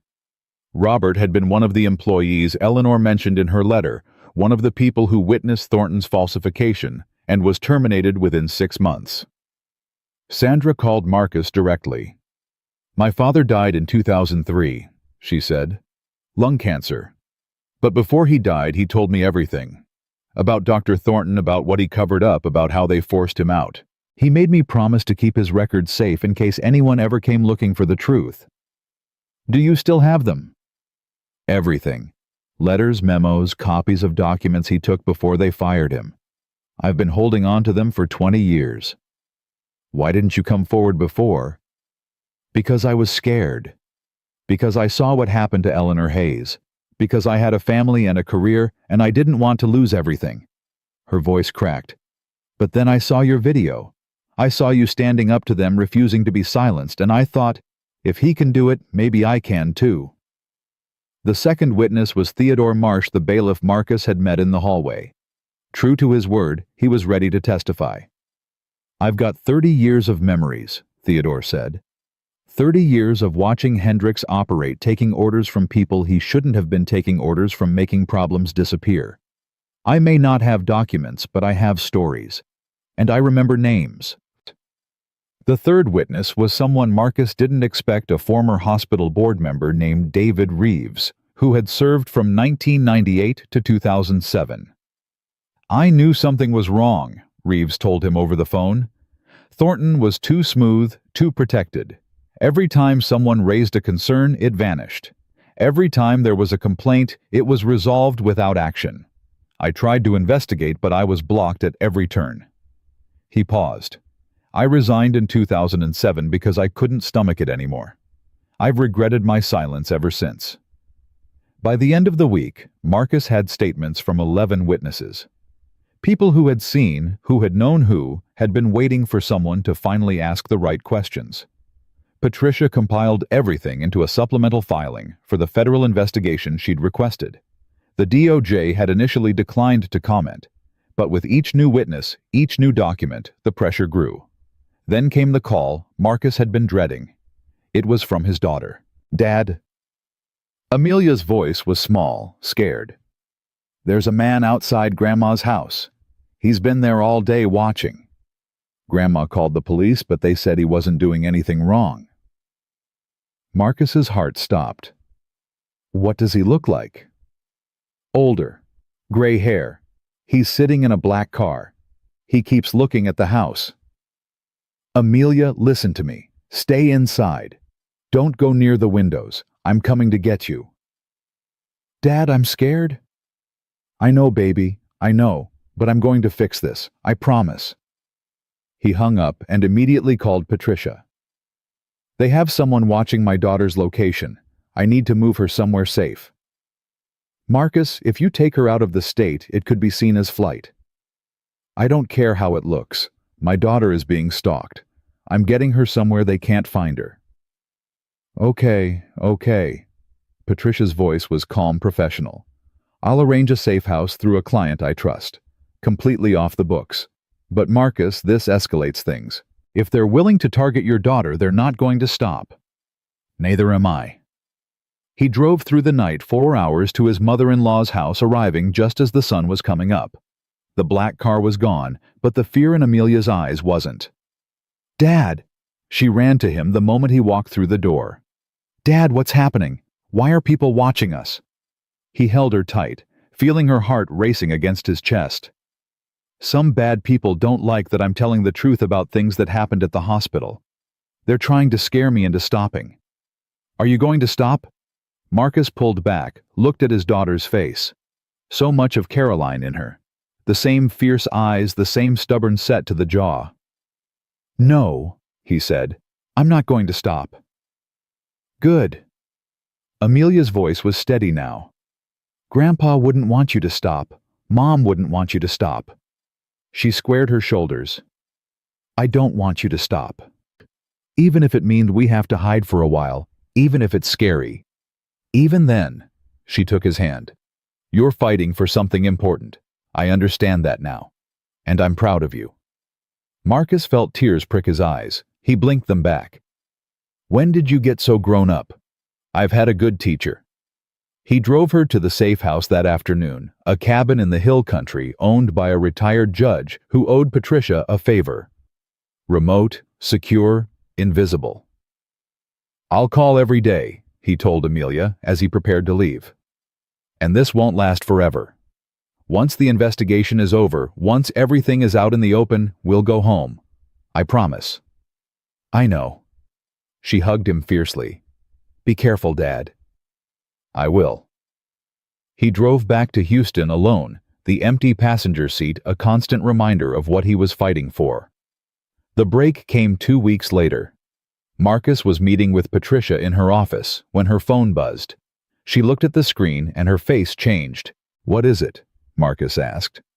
"The DOJ. They've opened a formal pattern or practice investigation into St. Michael's Medical Center." She looked up at him. "Marcus, this is huge. This means federal investigators subpoena power criminal liability. Thornton can't make this go away." "What triggered it?" "Your witnesses. Eleanor's documentation. But mostly—" She paused, a small smile crossing her face. "Mostly Roy Hendricks." "Hendricks." He flipped. "Cut a deal with federal prosecutors this morning. Full cooperation in exchange for immunity on the lesser charges." Marcus stared at her. "Hendricks is talking. Hendricks is singing. 30 years of following orders, covering up complaints, intimidating witnesses, he's documented everything. Names, dates, specific instructions from Thornton." She shook her head. "I guess he decided that loyalty only goes so far when you're facing federal prison." "What did he give them?" "Everything, including something that changes everything." Patricia pulled up a document on her computer. According to Hendricks's statement, Thornton didn't just cover up discrimination complaints. He ran a scheme. When patients died under questionable circumstances, Thornton would falsify records in exchange for payments from the families. Keep things quiet, avoid lawsuits, protect the hospital's reputation. He was selling cover-ups. For 30 years, Hendricks estimates at least 20 cases. And here's the thing, Marcus, one of those cases was your father's. Marcus went very still. "What do you mean?" "The patient whose death your father witnessed being covered up, Margaret Hayes, Eleanor's mother, she wasn't just a routine case." According to Hendricks, the attending physician paid Thornton $50,000 to make the investigation go away. Your father found out about the payment. That's why they moved so fast to discredit him. For a long moment, Marcus couldn't speak. All these years, he'd thought his father had simply been in the wrong place at the wrong time. A janitor who saw something he shouldn't have, who told the truth when lying would have been easier. But it was more than that. His father had uncovered something much bigger than a single falsified death certificate. He'd stumbled onto a criminal enterprise and he'd paid for it with everything he had. "Is there proof," Marcus finally asked, "of the payment?" Hendricks kept records. Bank transfers, coded communications, everything. He was Thornton's bagman for 3 decades and he documented every transaction. Patricia's expression was grim. "Marcus, your father wasn't just a victim of discrimination. He was a witness to a crime, and Thornton destroyed him to protect a criminal conspiracy." Marcus closed his eyes. He thought of his father in the hospital bed at the end, thin and gray, barely able to speak. He thought of the folder pressed into his hands, the words whispered through cracked lips. "They'll try to make you forget. Don't let them." "I won't forget," Marcus whispered. "I won't ever forget." "You don't have to," Patricia said softly, "because now everyone is going to know." The indictment came down 3 days later. Gerald Thornton was arrested at his home at 6:15 a.m., led out in handcuffs past a wall of cameras and reporters. The charges: conspiracy to obstruct justice, falsifying medical records, bribery, and multiple counts of civil rights violations. Roy Hendricks was arrested the same morning, but was released within hours, his cooperation agreement guaranteeing reduced charges and no prison time. Bradley and Vanessa Whitmore withdrew their civil complaint that afternoon. Their attorney released a terse statement: "My clients have decided not to pursue litigation at this time." The hospital board called an emergency meeting and voted to place Dr. Thornton on administrative leave pending the outcome of criminal proceedings. His office was sealed. His files were seized. 30 years of secrets were being cataloged, documented, prepared for trial. And Marcus Daniels, still technically on administrative leave, himself stood at his window and watched the sun set over Houston. His phone buzzed. A text from Amelia. "I saw the news. You did it, Dad. You actually did it." He typed back, "We did it. All of us together. When can I come home?" "Soon, baby. Very soon." He set down the phone. Outside, the city lights were coming on one by one, pushing back the darkness. It wasn't over. There would be trials and appeals and motions to dismiss. There would be more threats, more attacks, more attempts to silence the truth. The system that had protected Thornton for 30 years wouldn't crumble overnight, but it was cracking. And Marcus Daniels had learned something important. Cracks were how the light got in.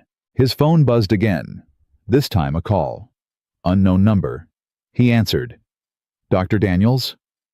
A woman's voice, elderly but strong. "This is Eleanor Hayes. I just wanted to say thank you." "You're the one who should be thanked. You collected the evidence. You waited. You never gave up. I couldn't have done anything with it alone. You gave me something I'd lost a long time ago." Her voice cracked slightly. "Hope. We're not done yet, Eleanor. There's still a long road ahead. I know, but for the first time in 30 years, I believe we might actually reach the end of it." She paused. "Your father would be so proud of you, Marcus. So incredibly proud." Marcus felt the tears come this time. He didn't fight them. "Thank you, Eleanor, for everything. Thank you for believing. That's all any of us ever needed, someone to believe." She hung up. Marcus stood in the darkness of his empty house, tears streaming down his face, and allowed himself to feel something he hadn't felt in a very long time. Not just hope. Victory. Small, fragile, incomplete, but real.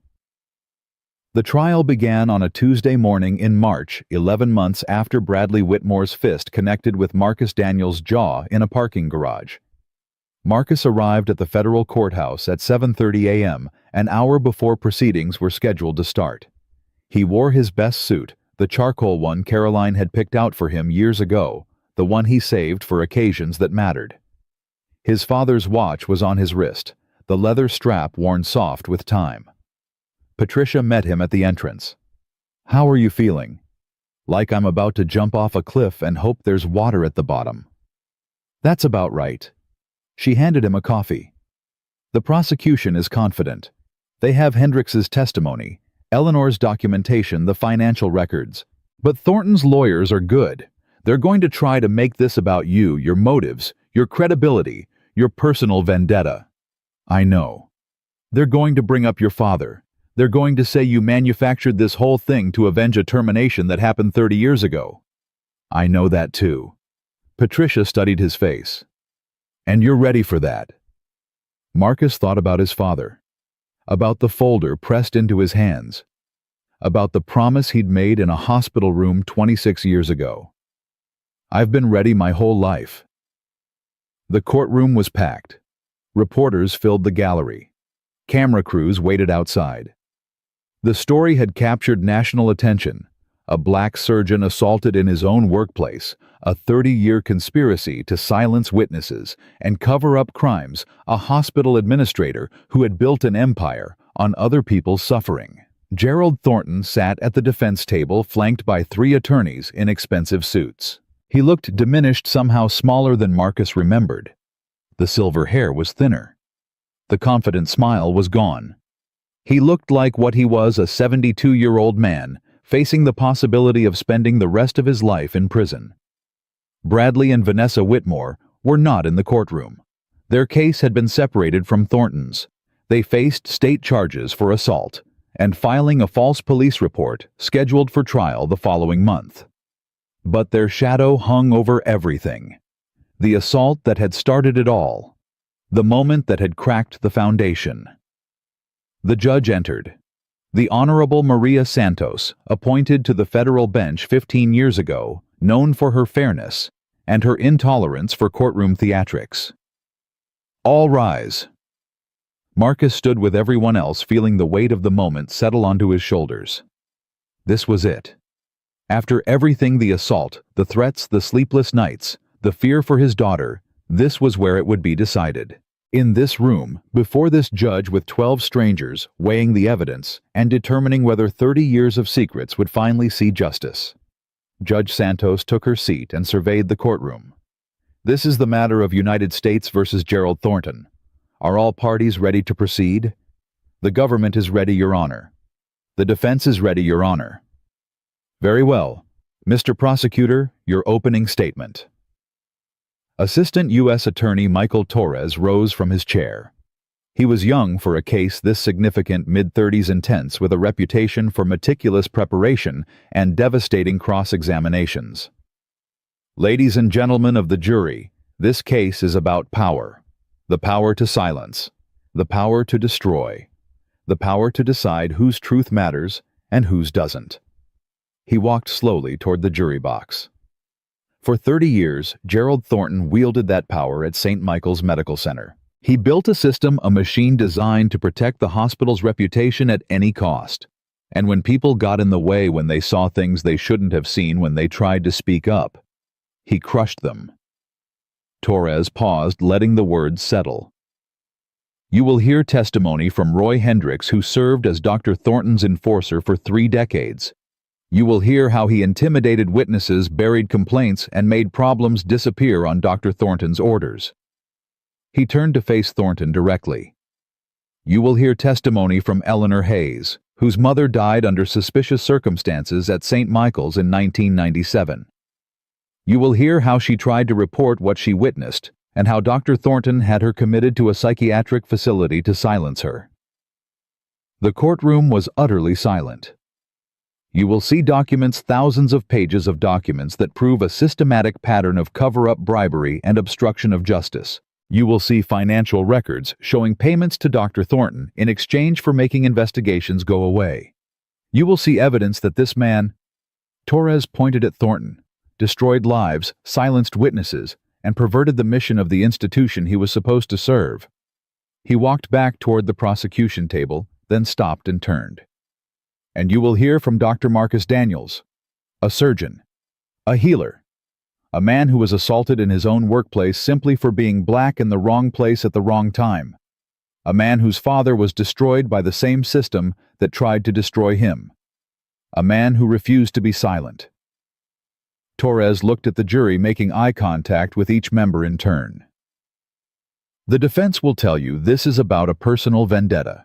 They'll tell you Dr. Daniels manufactured evidence, coerced witnesses, orchestrated a conspiracy to bring down a respected hospital administrator. He shook his head slowly. Don't believe them. The evidence will show you the truth. Gerald Thornton is not the victim here. He's the perpetrator. And it's time after 30 years for him to be held accountable. Torres sat down. Judge Santos nodded to the defense table. Mr. Crawford. Dennis Crawford was Thornton's lead attorney.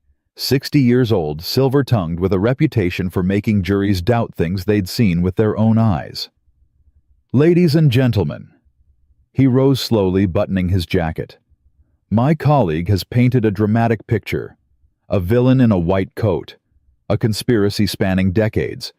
Innocent victims crying out for justice. He smiled, the expression almost sympathetic. But pictures can be deceiving. And this picture, this story, the government wants you to believe has a fatal flaw. Crawford walked toward the jury box, his movements deliberate, measured. It's built on the testimony of liars. He let that word hang in the air. Roy Hendricks, the government's star witness. A man who, by his own admission, spent 30 years doing things he now claims were wrong. Things he was never forced to do. Things he was paid handsomely for. And now facing federal prison, he's willing to say anything to save himself. Crawford spread his hands. Eleanor Hayes, a woman who spent 2 years in a psychiatric facility. A woman whose mental health records document a history of paranoid ideation and false memories. A woman who has openly stated that she's devoted her life to destroying Gerald Thornton. He turned to look at Marcus. And Dr. Marcus Daniels, a man whose father was terminated from St. Michael's Medical Center in 1997. A man who has publicly admitted that he believes Dr. Thornton is responsible for his father's death. A man who has every reason, every motivation to manufacture a case against the person he blames for his family's suffering. Crawford walked back toward the defense table. The evidence in this case is tainted. The witnesses are compromised. The entire prosecution is built on the foundation of a personal grudge that has festered for 30 years. He stopped, turned back to the jury. Dr. Gerald Thornton is a dedicated physician who has devoted his life to healing. He has overseen the expansion of St. Michael's from a regional hospital to one of the finest medical centers in the country. He has saved countless lives. He has served his community with distinction. Crawford's voice hardened. And now, because one man with a grudge managed to convince federal prosecutors to take his word over decades of exemplary service, Dr. Thornton sits before you as a criminal defendant. He shook his head. That's not justice. That's persecution. And I trust that when you've heard all the evidence really heard, weighed it, considered its source, you'll see this case for what it is, a tragedy of misplaced vengeance. He sat down. Judge Santos looked at Torres. Call your first witness. The government calls Roy Hendricks. The former security supervisor walked to the witness stand, like a man approaching his own execution.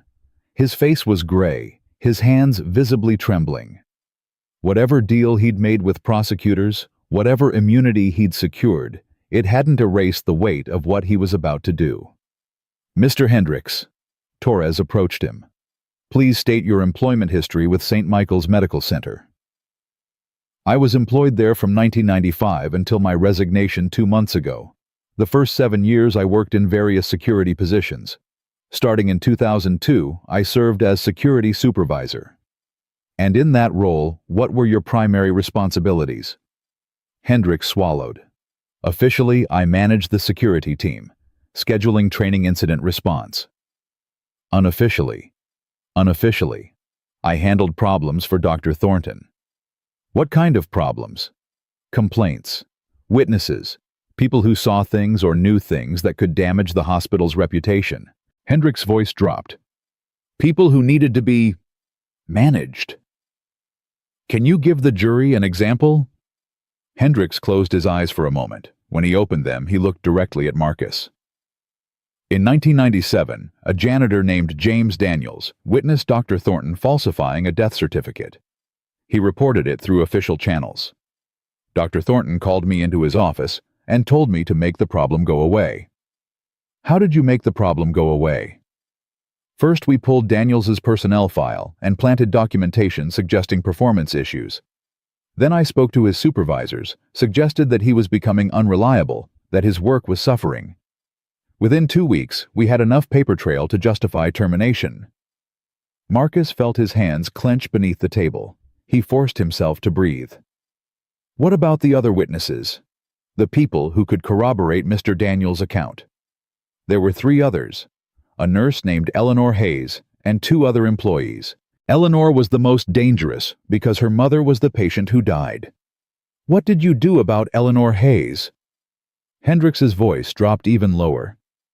Dr. Thornton had connections on the hospital's psychiatric staff.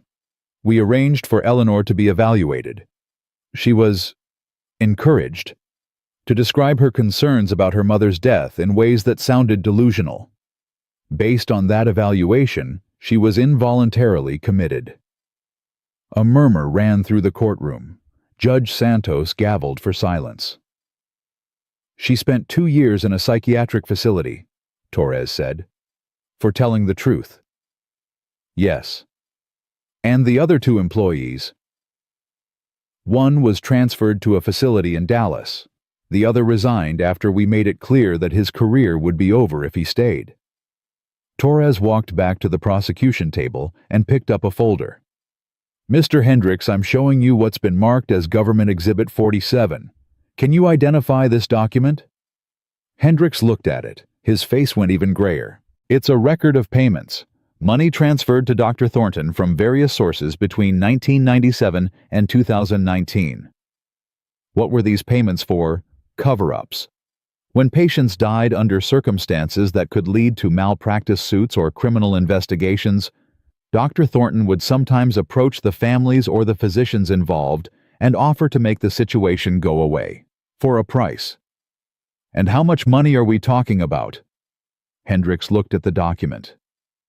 Over the entire period, approximately $4.2 million. The courtroom erupted. Judge Santos banged her gavel repeatedly. Order, I will have order in this courtroom. Marcus sat frozen. $4.2 million.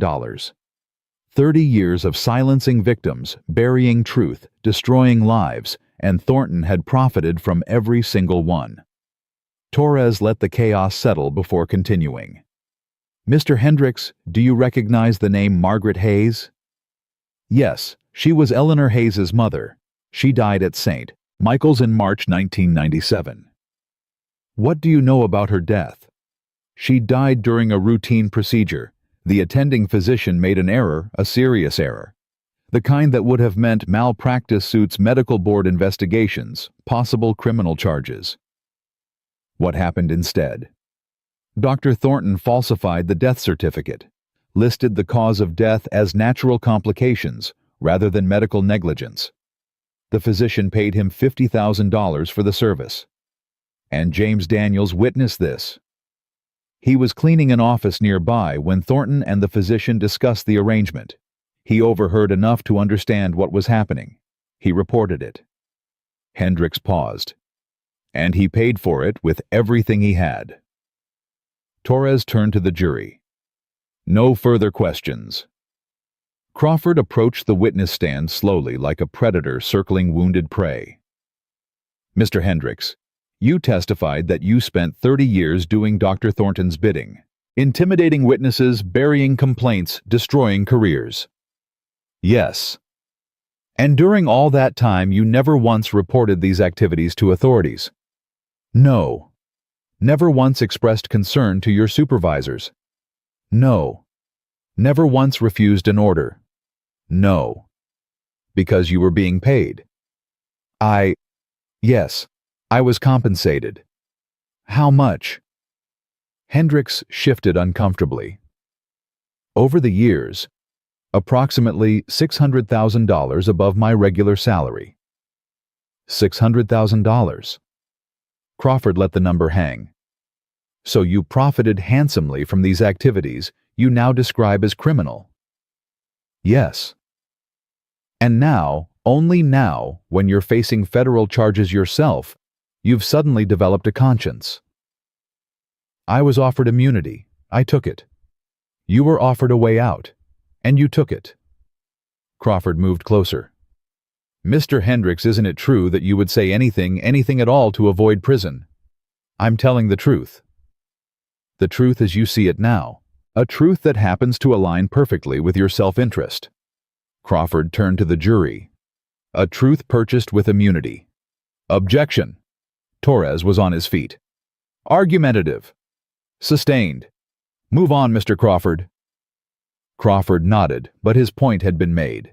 He continued the cross-examination for another hour, chipping away at Hendricks's credibility, highlighting inconsistencies, emphasizing his motivation to cooperate.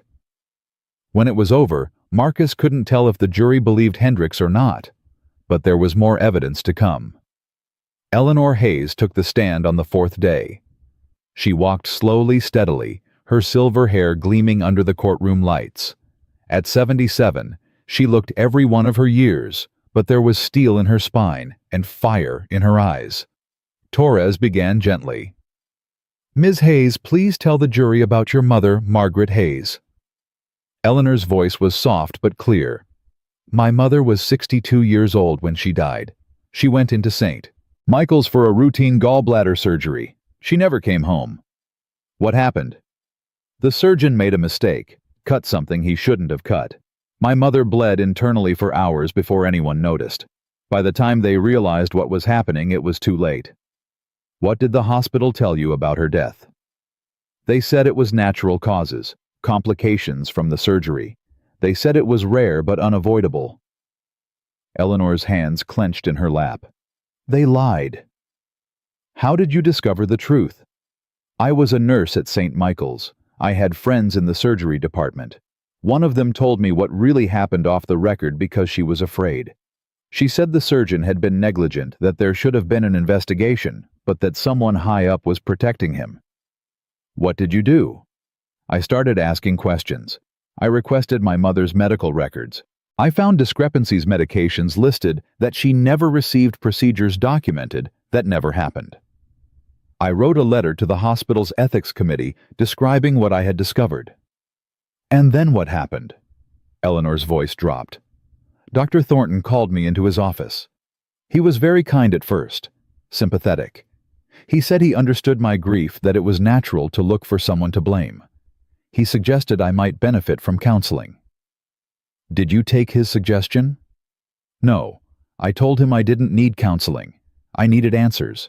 He got very quiet then. He said that sometimes people who pursue difficult truths end up hurting themselves. He said he hoped that wouldn't happen to me. What did you understand him to mean? That I should stop asking questions or there would be consequences. Did you stop? No, I wrote my letter, the one that's now Exhibit 12. I documented everything I knew about my mother's death and Dr. Thornton's involvement in covering it up. I submitted it to the Ethics Committee on April 10, 1997. What happened next? Eleanor's composure cracked slightly.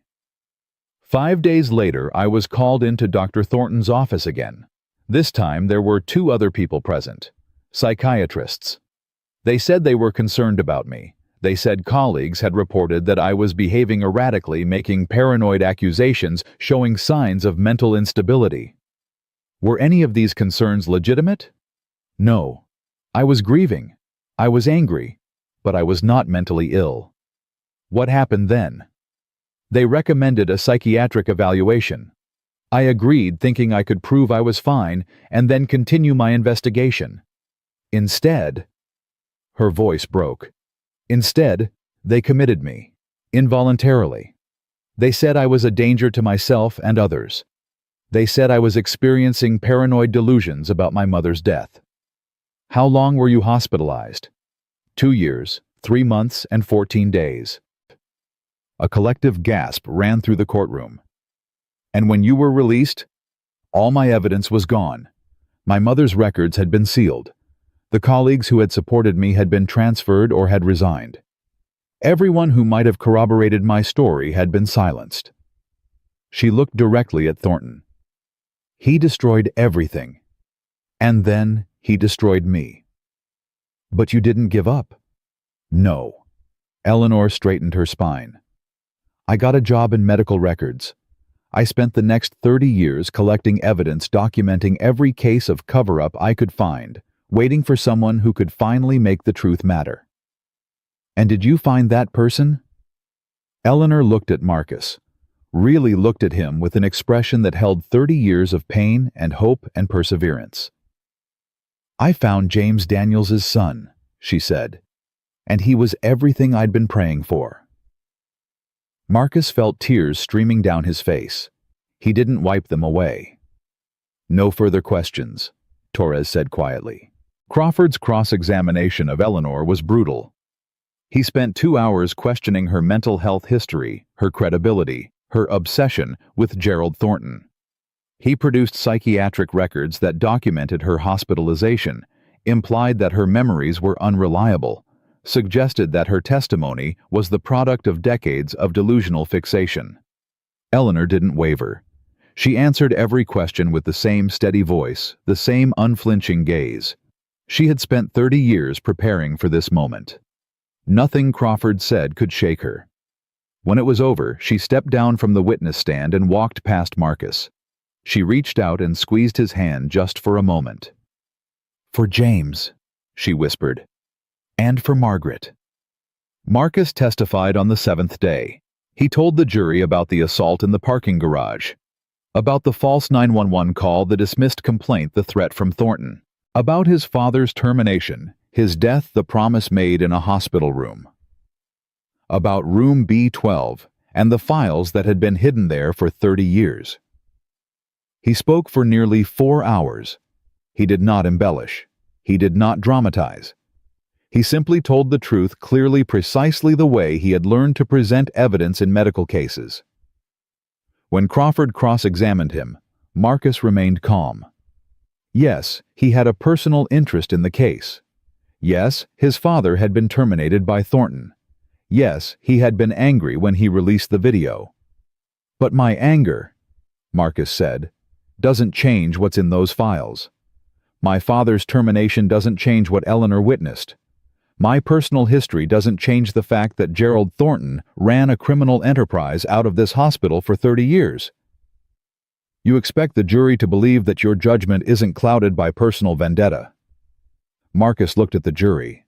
"I expect the jury to look at the evidence, the documents, the financial records, the testimony of witnesses who have nothing to gain from lying.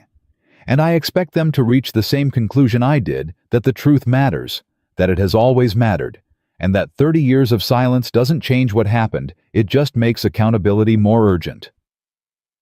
Crawford had no response. The closing arguments came on the 12th day. Torres summarized the evidence, the documents, the testimony, the pattern of cover-up that stretched across 3 decades. He reminded the jury of Eleanor's courage, of the lives destroyed, of the families denied justice. Crawford made one last attempt to shift the narrative. He called Marcus a man on a mission, described Eleanor as sadly compromised, painted Thornton as a victim of zealous prosecution and personal vengeance. The jury deliberated for 3 days. Marcus spent those 3 days in a small apartment near the courthouse, unable to eat, unable to sleep, unable to do anything but wait. Patricia called with updates. Keisha called with encouragement. Amelia called to say she loved him. Eleanor called once late on the 2nd night.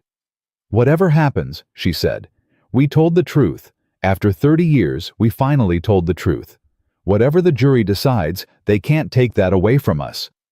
"How do you stay so calm?" "I'm not calm. I'm terrified." She laughed softly. "But I'm also free. For the first time in 30 years, I'm free. The truth is out there now. People heard it. Whatever happens next, at least I did what I came to do." Marcus thought about that for a long time after she hung up. She was right.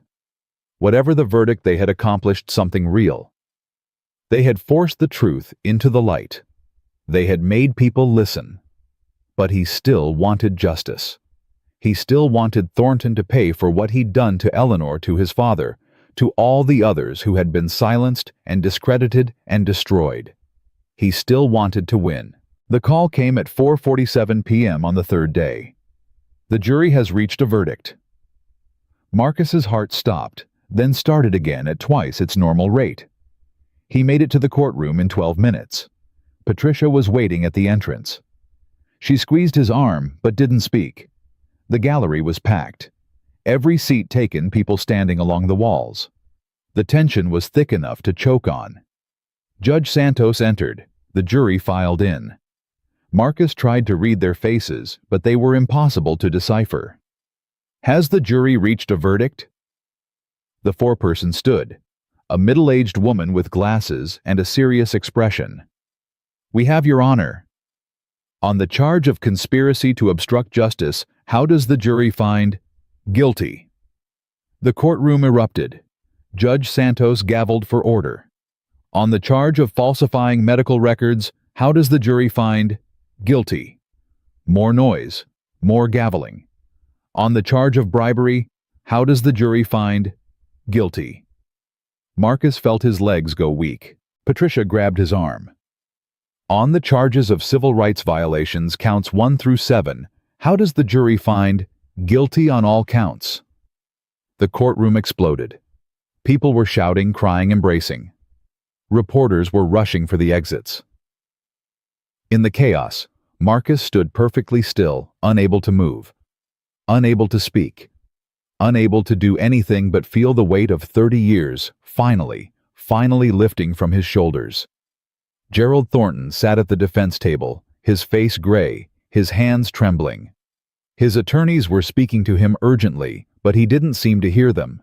He looked like a man who had just watched his entire world crumble to dust. Judge Santos restored order with difficulty. Sentencing will take place in 6 weeks. The defendant is remanded into custody pending sentencing. She paused, looked out at the courtroom. This matter is concluded. The gavel fell. It was over. Marcus felt someone touch his shoulder. He turned. Eleanor Hayes stood beside him, tears streaming down her face, her aged hands reaching for his. "We did it," she whispered. "Marcus, we did it." He pulled her into an embrace, held her tight, let himself feel what he hadn't allowed himself to feel in all the months of fighting and fear and uncertainty. Relief, triumph, vindication. And beneath it all, a quiet voice that sounded like his father.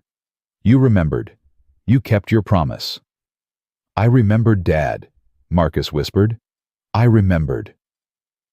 6 weeks after the verdict, Gerald Thornton stood before Judge Santos for sentencing. Marcus sat in the gallery with Eleanor on one side and Patricia on the other.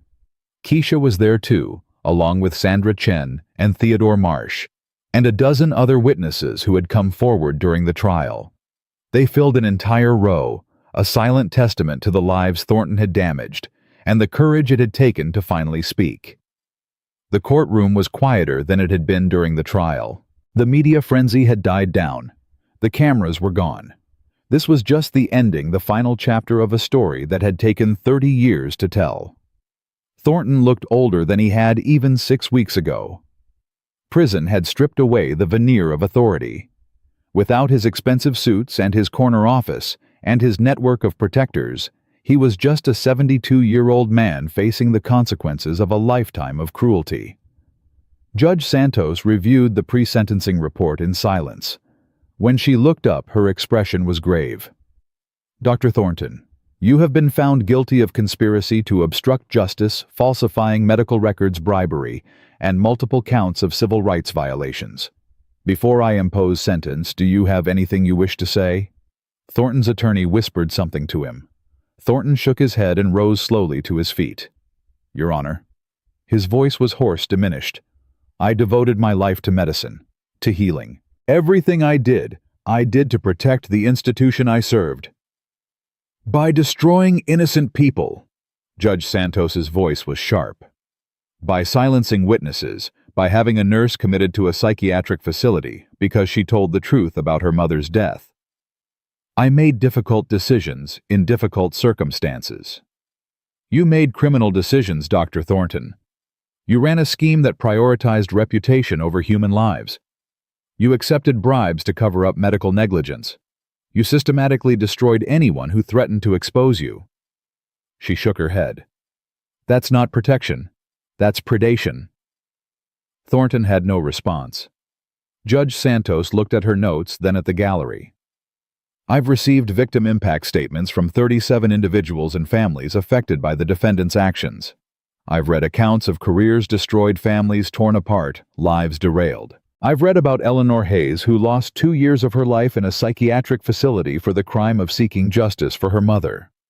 I've read about James Daniels, who died believing that no one would ever know the truth."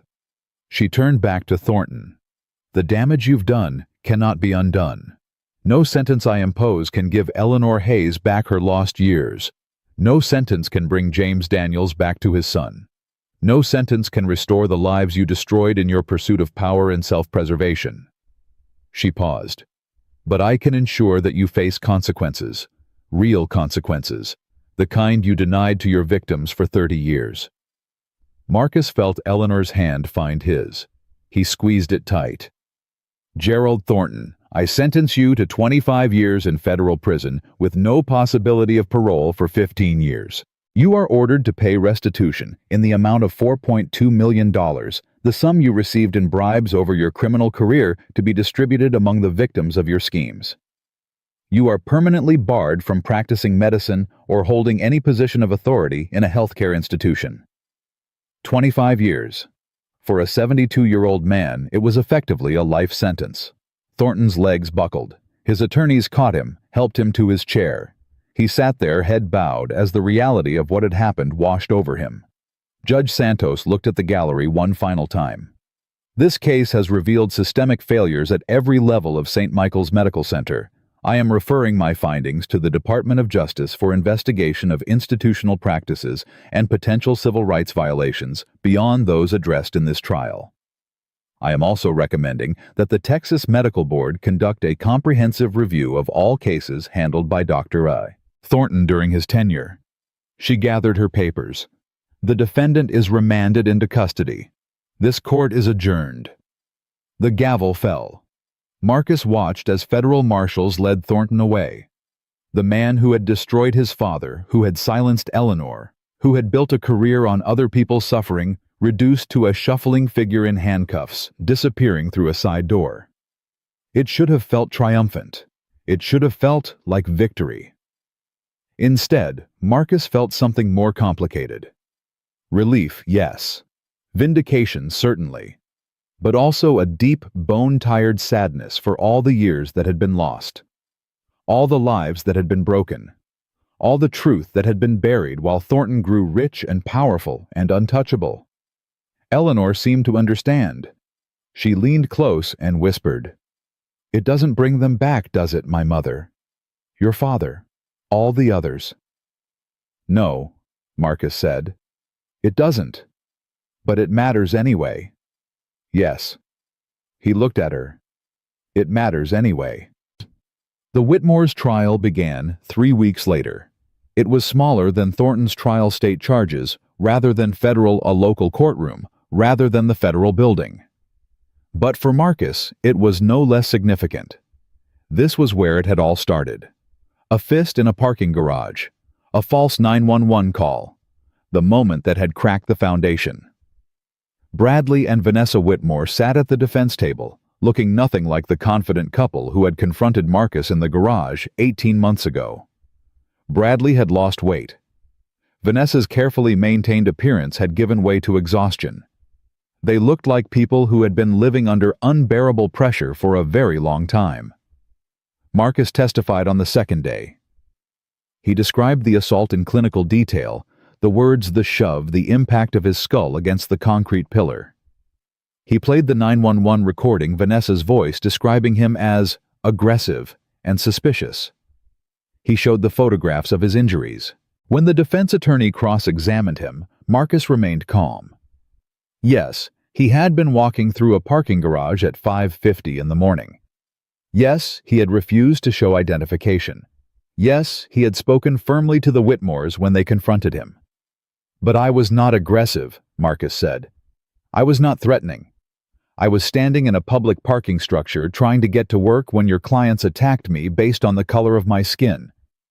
That's not a misunderstanding. That's assault." The defense attorney had no effective response. The jury deliberated for 4 hours. Guilty on all counts. Bradley Whitmore was sentenced to 18 months in state prison for assault and battery. Vanessa Whitmore was sentenced to 2 years of probation and 300 hours of community service for filing a false police report. As the verdicts were read, Marcus watched their faces. Bradley looked broken, hollowed out by the weight of consequence. But Vanessa looked different. There was something in her eyes that Marcus recognized, not defiance, not denial, something that might in time become understanding. After the sentencing, as the courtroom emptied, Vanessa approached him. Marcus tensed, expecting hostility, but her face was different. Stripped of the arrogance, the performative fear, all the armor she had worn that morning in the garage. "Dr. Daniels?" Her voice was barely above a whisper. "I know I have no right to speak to you. I know nothing I say can undo what we did. Then why are you talking to me? Because I need you to know that I understand now. Her eyes were wet. I've spent the last 18 months in therapy trying to understand how I became the person who called 911 on a man who was just walking to work. Trying to understand the fear, the assumptions, the ugliness I didn't even know was inside me. Marcus said nothing. I'm not asking for forgiveness. I know I don't deserve it. But I want you to know that what you did standing up, refusing to be silenced, pursuing justice, even when it would have been easier to let it go, it changed something in me. It forced me to look at myself in a way I never had before. And what did you see? Vanessa flinched. Someone I didn't recognize. Someone I don't want to be anymore. She reached into her purse and pulled out a folded piece of paper. This is a letter to Tyler, for when he's old enough to understand. It explains what happened, what his father and I did, and why it was wrong. It tells him about you, about how you saved his life, even after we tried to destroy yours. Her hand trembled as she held it out. I want him to know the truth. I want him to learn from our mistakes. Marcus looked at the letter.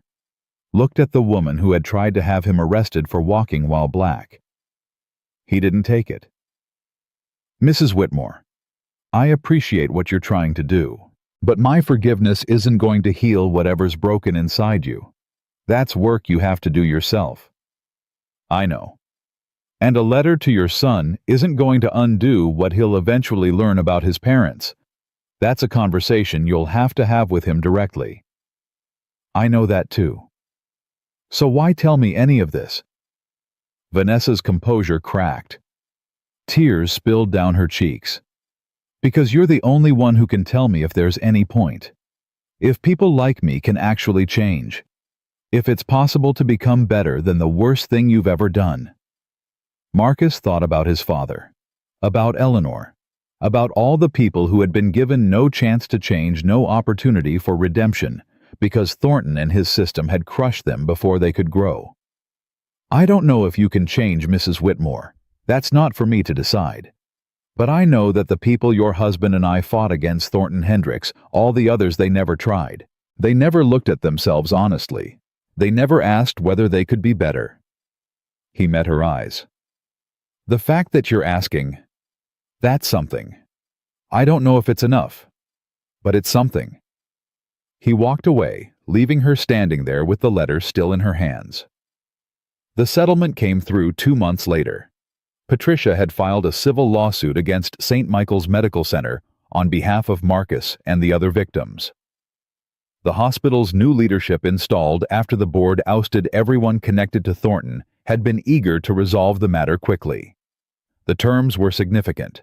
Financial compensation for all documented victims of Thornton's schemes. A formal apology read into the public record acknowledging the hospital's failures. New policies on complaint, handling discrimination reporting, and employee protection. Federal oversight for 5 years. And a fund substantial, permanent, and named after James Daniels for wrongful conviction victims and families affected by medical misconduct. Marcus sat in Patricia's office as she explained the details. The James Daniels Justice Fund will be endowed with $15 million, she said. It will provide legal assistance to victims of medical negligence and support families seeking accountability for institutional failures. Your father's name will be permanently associated with justice. Marcus stared at the document. His father's name printed in formal legal language, attached to something real and lasting and good. He never wanted recognition, Marcus said quietly. He just wanted to tell the truth. And now he has. 30 years late, but his truth is part of the public record. His story is part of history. Everything Thornton tried to bury is out in the light. It doesn't bring him back. No. But it means something. To you, to Eleanor, to everyone who comes after. Patricia paused. Your father's sacrifice wasn't meaningless, Marcus. It took 30 years, but it wasn't meaningless. Marcus signed the settlement agreement with hands that trembled only slightly. The hospital transformation happened faster than anyone expected. Within 6 months, St. Michael's had a new chief administrator. A black woman named Dr. Patricia Howard, recruited from Johns Hopkins, known for her commitment to transparency and patient advocacy. She implemented sweeping changes, new hiring practices, new complaint procedures, new protections for whistleblowers. Roy Hendricks's entire security team was replaced. The new security director was a former FBI agent with a specialty in civil rights enforcement. He implemented mandatory bias training body cameras and independent oversight of all security interactions. Room B12 was emptied. Every file was cataloged, digitized, and made available to investigators. The secrets that had been hidden for 30 years became evidence in ongoing investigations, the foundation for policy reforms, the raw material for understanding how institutions fail. And Marcus Daniels was offered the position of chief medical officer. He turned it down. "I'm a surgeon," he told the board. "I save lives in the operating room. That's where I belong." But he did accept a seat on the newly formed Ethics Committee, a body with real power, real independence, and a mandate to ensure that what had happened under Thornton could never happen again.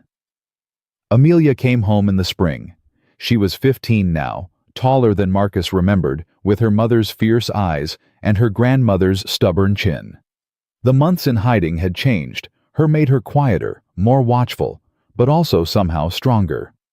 Their first night back together, Marcus made her favorite dinner pasta with his mother's recipe sauce, and they sat at the kitchen table talking for hours, about everything that had happened. About the trial, the verdict, the settlement. About what it had cost them and what it had meant. "Dad," Amelia said finally, "are you glad you did it? All of it?"